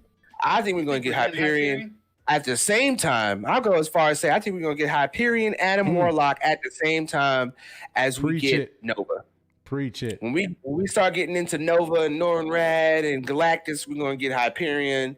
We're gonna get all of them. We're gonna get all the toys. We're gonna get the High Evolutionary. Maybe it's not Herb in this, but this show, the Easter eggs in this show, really alludes to the fact of a lot of characters that we're going to get in the future. People are going to play roles in a lot of the streaming shows that we got coming and in a lot of the movies. Feige, I think that's kind of why they're saying like this is a masterpiece, because I mean, look, we started this like just after 10:30. It took me an hour to go through some real notable stuff to show that my man Feige is not playing around, and secretly he's throwing jabs over at DC. Okay, because we're gonna get. I think we're gonna go get the whole. This is the white Suge way, though. Like we all know this. Well, this is I the white agree Suge with way. all of the white Suge way. The white Suge way is for real, but Most definitely. But you got to do your homework, Lavis. You got to more homework actually to do? look. Yeah. Man, Go listen to those Jack Schaefer interviews. Mm-hmm. Because what you'll find out real quick is that she wrote it, and then they inserted all the Easter eggs in. So yeah, they inserted Easter eggs in there. All the pretty little things that you pulled up here are stuff that's definitely could be coming, but I think it's just as much of a troll to all of us. I don't know, man. I don't think it's See, now here's the thing about that. I slightly disagree. What I do think is going on is that you have I think I'm gonna put it. I think it's 70-30. 70% of the Easter eggs we're getting in this show are 100% legit and are pointing us in the direction of where this is going. But 30% of it is that same old Marvel misdirect. Misdirect. It's enough. Yep. It's sprinkled just enough for you to think you own to it, and for them to swerve you right at the end. So the real question, and for the sweaties and us swarmies that are slowly evolving into sweaties, the real question is how and which how 30 is it exactly? How do we disseminate and differentiate the two? What's the bullshit and what's the real shit? That's what makes this shit good. Now, one time, well, there's a real easy way to do that, Al. You take a look at 70% of the shit that's on YouTube, 70% of the people who have 70% of the subscribers, and that's all the bullshit. Hey, man. 30% out there. That's that real. That's the real shit. Now, for those of you who are still with us, it is now time to give my man Lavis a grade for his presentation. Now, I would like for you to factor in the breadth of knowledge that was laid out across this last 60 minutes. I'd like you to take a look at all of this information and all of this nerdy wonderfulness, and you let us know, give me from 1 to 5 purple mane emojis what my man gets. 1 being an F, 5 purple mane emojis being an A+. Let me see what you got. Because based on what you tell us, we gonna be hitting y'all with some more of this kind of knowledge for everything coming up. We ain't just doing this for WandaVision. Guess what? My PowerPoint's coming up next in about 5 minutes, and we got another like 90 minutes to 2 hours to go for that one. So we'll get into it. Man, look, I want to see these. I want to see these scores, man. Look at this. Yeah, man. Look, props to the homie, because this was all him. My man hit me up this week, said, I'm working on some shit. I said, hey, man, the flow will be yours. Take them to school, man. And y'all now have PhDs in WandaVision. You are now officially official. So, yes, you know what I'm saying? And if you don't know, now you motherfucking know. You better tell your friends. You better tell your mama. Somebody needs to be watching After Dark and come and getting some of this knowledge. Because pretty soon, we going to start charging premiums. We just might. I'm gassing up now because, like, my man just took us all to school. Josh is in the chat getting nervous that we're putting out all the real good content. All the real good content now, man. I mean, he's talking about stop it. Hey, they just thought these was two pretty Nervenger faces up here making people laugh. We gonna hit y'all with some knowledge. We told y'all we had some shit coming, man. We told y'all we had some shit coming. I'm telling you, man. We breaking it down like common denominators out here. Y'all don't know, man. And let me give a shout out to our Discord server, because we got a section over there on WandaVision spoilers, WandaVision leaks. Yes. Yep. And I'm searching for the best WandaVision Josh Trigger Theory. Mm. To give a shout out Let tonight on the have after it. stream. So Let us right now it has something to do with like blood pressure and other stuff, but we'll get into that in the after stream. That's what's up. That's what's up. Well, we're gonna take this Oh, Josh, right it's all on. love, babe. We're gonna take this right on in the conversation and libation, man. Yes, sir. We wanna know. Hit us up if you got questions. If you're trying to follow up, let us know. Holla at your boys. Yes, sir. We here for probably another 10 minutes, and then we're gonna get out of here and get this thing popping. Do we got any supers? I know we got some supers. Yes, we got a bunch of supers that we can. So while y'all popping that in before we get with y'all, let's get some of these super two-ways going through. Yes, sir. So for me, Phantom of the Good Boy, welcome. You are in Avenger now. Welcome. Yes, sir. Yes, sir. You see my man, Dan the Man with the $2. What's up, man? He said, Alan Lavis, what's good, brothers? What's How good, goes? Dan? What's pretty good, my man? man? It goes pretty good, man. Yeah. Let's see, we got Jonathan Velasquez with the $5 holla. He said, we watched Dottie's first appearance and Darcy and Jimmy rushed outside to use the radio. She hadn't been on the TV show before that scene. Okay. That's a kind of interesting. Interessante. Yeah. For their perspective, that is pretty interesting. Mm-hmm. Then we got OG fan with Star Wars. Was just Star Wars with $2. He said, Thunder stealing Mother Blicker strikes again. Yes. Yes, Talk about my man Josh. You know my man Josh. Stealing that thunder, then throwing lightning bolts after it like it was his. Mm-hmm. Which is good. We love him. We give it to him. Oh yeah, Always. Most definitely. And Chris Huncho with the $1, thank you, or excuse me, the 99 cents. I can go get some McNuggets now or something. I appreciate you, man. We can go get some tendies with that to get some more GameStop and AMC up in this joint. Hey, everybody's up on that this week. Like them stonks and AMC trying to get them stonks. Them stonks. We got Vinny Diaz coming through with the $4.99. Appreciate he said, "Are the scrolls good or bad? I just finished watching Captain Marvel for the first time, and they were good. So what's the deal with them?" So the scrolls actually in the comics are more canonically evil than they are good.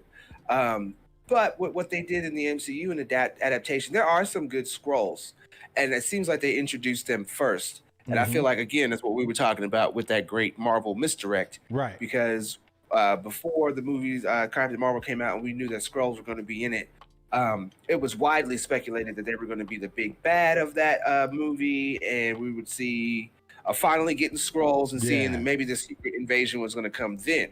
And again, that set off, that triggered Josh to want to talk about Secret Wars and all types of stuff.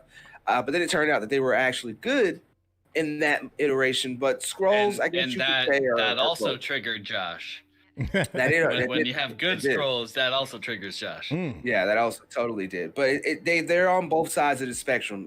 They're coming in hot as good people, but that will change. I'm pretty sure that will definitely change because they want a planet, they want to live somewhere, and they don't technically live anywhere right now other than on Earth. And they want to rule that. They want all that sweet Earth. Gotta have it. Oh yeah. So we got Rogue Soul coming through with the $5 holla. He said, yo theory, or I guess my theory. He said, what are you gonna put? Who are you gonna pit against Kratos in your Versus series? Can't wait for that. I know that's actually meant for us. Is he trying to tell us we need a Versus series? Is that what that is? Low-key? It could be what he might be getting to. Could be After Dark versus Morning Stream. And we have to pick our characters. So it'd be what? It'd be Josh Heavy Spoilers versus Al Levis. Oh man, look, that ain't fair, man. What you trying to Nate Robinson them boys or what? I'm trying to tell you. You trying to get him that Conor McGregor? Like you trying to do him like that? Hey, them memes for Conor McGregor. Hey, bro, I was dying. I was dying everywhere. Hey, the best one was when they had him napping on the couch with Nate. Yeah, bro, I was dying. I was like, That one, I think they had him knocked out in Bed Bath & Beyond with the covers over him too. Yes. Oh my gosh, that was it. That got me. Rogue Soul came back again with the $5 holla. Excuse me, I read that one, didn't I? Yeah. So one more time. So we got Mike Porter. My bad. We got Mike, sir. Glass half full. Yes, sir. $1.99. He said, Lavish, that was great. A+, man. Thank you, man. Appreciate the love. I did it for you guys. I figured you guys would enjoy. Wait. Time out. Who would you do that for? For the people. The people. Did it for the people. Yes, for the people. Yes, for the people. Yes, exactly. Yes, I remember you guys were asking about some of these last time we were here. Talk about the leaks, talk about the Easter eggs. You guys were all for it. So I was like, it'd be great for a mid-season that we go through all the Easter eggs that we got so far and see where we are at this point. Because I think these next 4 episodes are going to be crazy. I think I might actually be able to give away my 10. Yeah, I'm right there with you. One of these. So next 2 episodes. Why are you saying that? Why are you on it tonight? Episode, real quick, Godfather. What you thinking, man? Score wise, what we getting? Score wise, I'm going weird, and that's my score. Because every time I try to give it a number, it just flip on you, right? It flip on you. I feel like we're gonna keep getting trolled. Yeah. I'm and not Right. in a bad way. Like I like being trolled in this way. It's like we know how much they're working to give us what we need. Got you. Yeah, Right, no most doubt. Lavis, what you thinking? I'll give it a number. I really want to give it. I want to give this one a 10, but I think it's the Roseanne episode, and I don't like Roseanne. So to try to keep it from getting to 0, I'm reserved at 10 for the next show. So you telling me? I think this one's gonna be good. You telling me that the set piece is gonna kill it for you that much? Now, granted, I am no Roseanne fan my damn self. Let's just keep it 100. But what exactly? I mean, I don't. I think. Okay, go ahead. What? Give me I'll be a little transparent with the people. So I have a big. I never was a big Roseanne fan ever. Okay, and for a good 20 years of my life, I was able to completely avoid that show because I didn't like it. You know what I'm saying? You don't like something, you ain't gotta watch it, whatever the case. But for at least into my 20s, I wound up getting into a relationship. And the person that I got into a relationship with was a complete shill for Roseanne. And I mean to the point where like she was the type to sleep. She would go to sleep with the TV on, and that was one of the shows she would totally go to sleep to. And it took me about a good 2 years to get her to quit watching that damn show. So every night I went to sleep to Roseanne, and I never realized how much I hated that show. Man, see, look, I thought you was going in a different direction. Because normally it's like you have a relationship and y'all break up, and it's like everything about what she liked you hate. No, I already hated it. She made me hate it worse while we were together. That's bad. So now I loathe it entirely. I hate chicks named Roseanne. I hate roast beef. Roast beef. Just because it starts close. It's close to Roseanne. I hate Roseanne potatoes. I almost hate roast. I hate roses and potatoes because it's too close. It's all too close. Too close. Yes, I get PTSD, so I probably won't like it. But overall, I don't think it's going to be a sloucher of an episode. I think it'll probably be around a 9. At least. I'm gonna go 9.5 tonight. I'm still not going 10. Okay. I'm not going 10 yet because I don't think the 10 is coming until we get like right to the tail end. But it's gonna be 9.5 for me, simply because I think I gave last week a 9 because I was just I was so in love with the way they opened that episode up. So tonight, I think it's going to be even better. I think it's going 9.5. That's despite any Roseanne implications. And that's also because I think tonight is going to be the first time we get the first oh shit. The first literal shit is going to be tonight. I think tonight, yeah. I agree. I think tonight's definitely going to be one of them oh shit moments that at least most of us have been waiting for. Yeah. For real from the beginning. But I think Feige's, excuse me, say it right. I think White Suge is a smart ass man because White Sugar emojis in the chat. White Sugar emojis in the chat. Yes. Let's get some White Sugar emojis in the chat, please. I think he's smart because we knew it wasn't going to be explosive, but I don't think that we all would be sitting here speculating and looking for Easter eggs. Like, what other shows, honestly, did you really go looking for Easter eggs in order to try to figure out what the hell is going on? That's what there's I'm not saying. many other shows, and there's not other like movies either. Actually, this is kind of like movie level. Like, this is something you were watching, like Memento, and going backwards to try to figure out what the hell was going on and how he's even surviving. Memento, Inception, like the movies where you go back and you really trying to break it down. You mean Christopher Nolan? Bingo. And all that nice DC shit he did. Yeah, well, I mean, that was the back only when, nice DC DC shit there ever was. Hey, slow down now. Tim Burton and Michael Keaton want to have a conversation with you after we get off air. Yeah, I'm just letting you know. You might disappear in the multiverse. Don't forget, we're still out here in the galaxy, man. You can't talk shit about Tim Burton and Batman. That made me a DC fan. I'm just sitting here in a burger joint, so I'm just right. You know why he's popping off? I can disappear whenever. Look. Yep, he's popping off with this shit because he's Saved by the Bell. He just waiting for us to go off the air because he about to have a private concert with Hot Fudge Sundae and be over there geeking out like crazy because he got Hot Fudge Sundae. I already know what he doing. I already know. I got Kelly and Jesse sitting over there waiting for me. Hey man, see, like, well, if you was a Saved by the Bell head like me, you'd know that Hot Fudge Sundae was the name of the group that Kelly, Jesse, and Lisa did together when Kelly was popping. When Jesse was popping caffeine pills, talking about she was so excited. Yeah, I am a Saved by the Bell fan. Don't get me started. Hey, I want Zach's powers. I totally want Zach's powers. I'm trying to tell you. Just be able to freeze time and just break the fourth wall. I'm trying to look. Zach Morris was the man. I don't want to. Look, don't even get me started on Saved by the Bell. Okay, so if we go real quick, of Zach's girlfriends, which one did you want the most? Which one did you want out of all of his girlfriends? Which one was the one?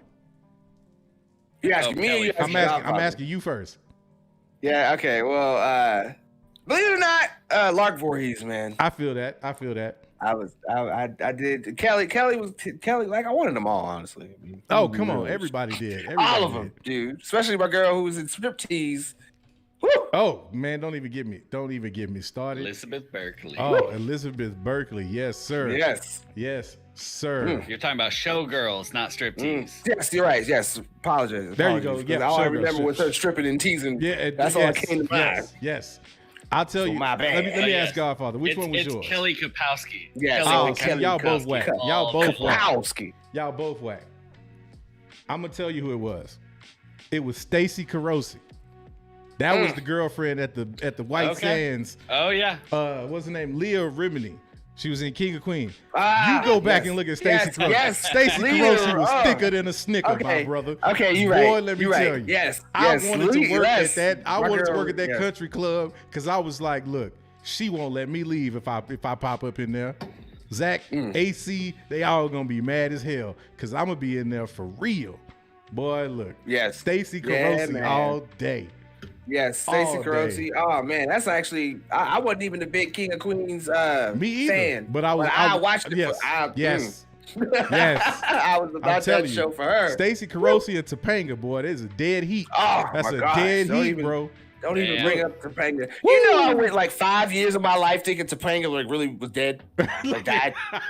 Bro, she disappeared at the Boy Meets World. I was like, whatever happened to her? And then she popped up on what was that? What did she pop up on after that? She's back on that. She's back on Boy Meets World. But but before that, it was something. I think it was like one of them MTV beat shows or something like that, like the dance joint. Oh yeah, yeah. And look, you're gonna turn this into a show that's something totally different.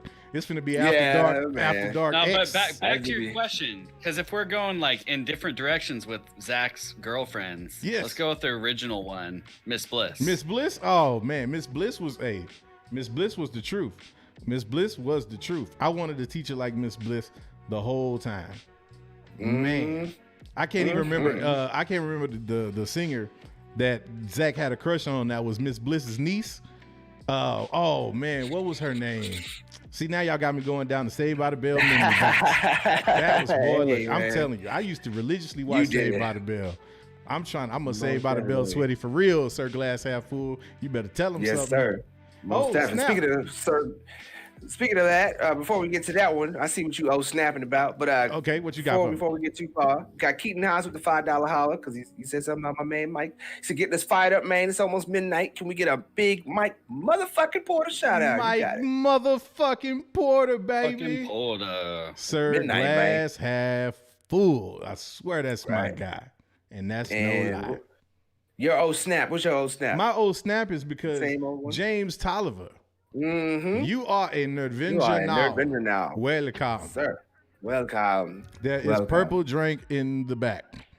It flows bountifully. We bring you fresh purple drink every day. Every day. Every day.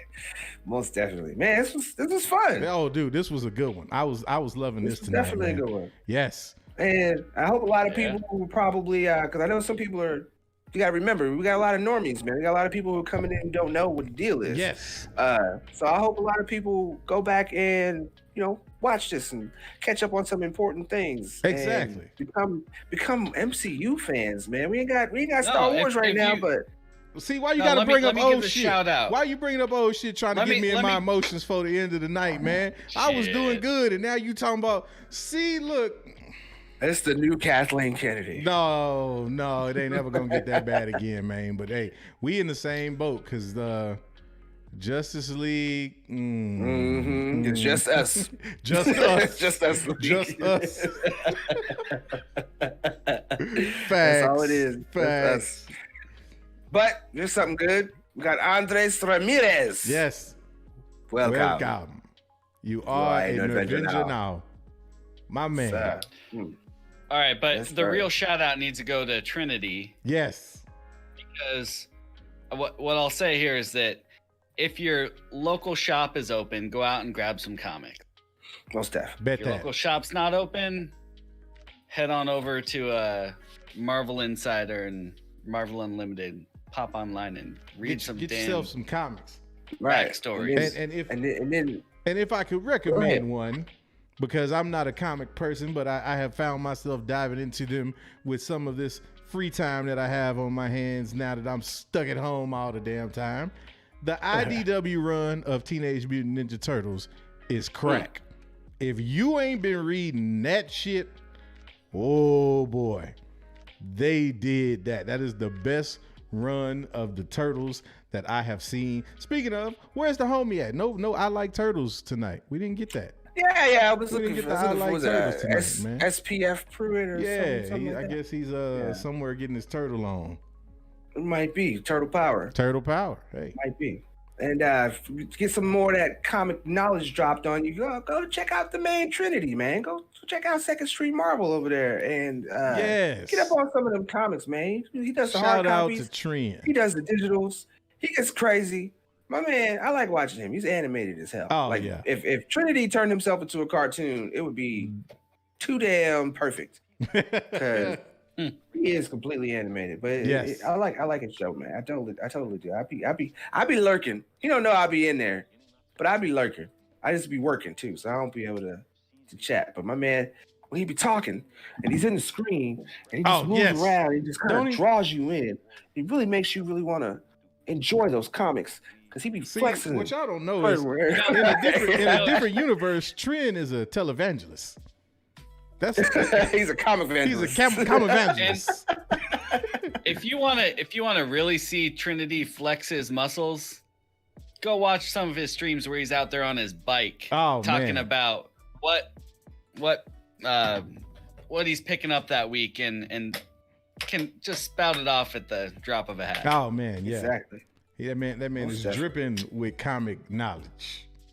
You thought what you got tonight was deep. You catch Trent on the wrong day or the right one, as a matter of fact. Right. Hey, shout to Trent, man. Appreciate you holding it down in the chat, my brother. Most definitely. Trent, why don't you hit us with some of them emojis, man? Yeah, let's get it. His emojis darker than me.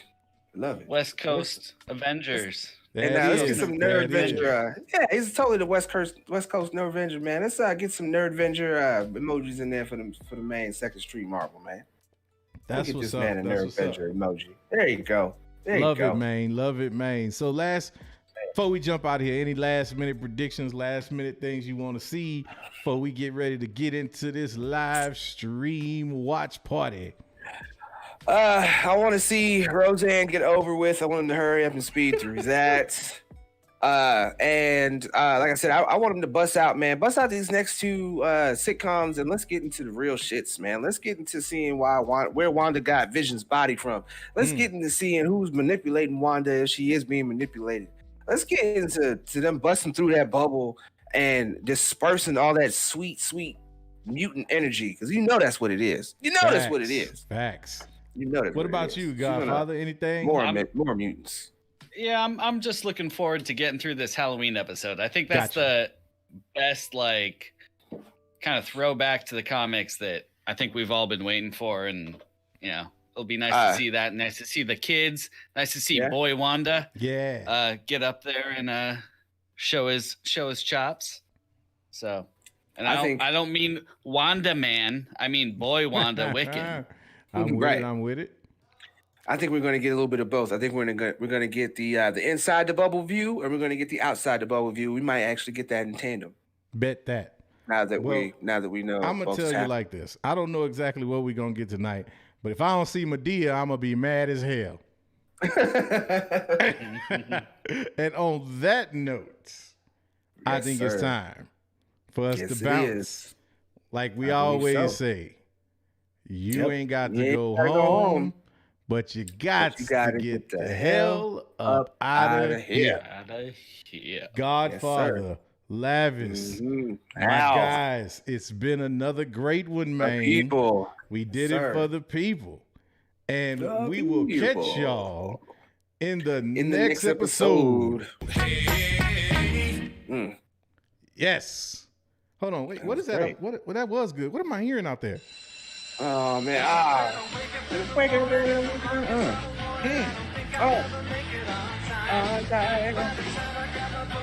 Give myself a look. Buzz fly by. So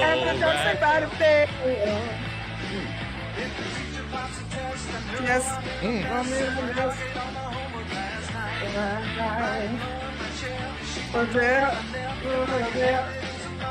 Be alright. Be alright. After dark. Somebody. Tell them. Yeah. Man. This was that show. Boy, I tell you, every time you heard this theme song, I know what. You knew it was time to get your ass up and go to school. Right. He was like, man. Right, late. Let me get up. Every time this show came on for me, I was late. Yes. Right. So I had to hurry up. You like, oh hell, Saved by the Bell, Lord, I'm late. I was not Saved by the Bell at all. No doubt. Not at all. I was out there in these streets. You know what we do out in these streets, right? You know what we do. We nerd binge.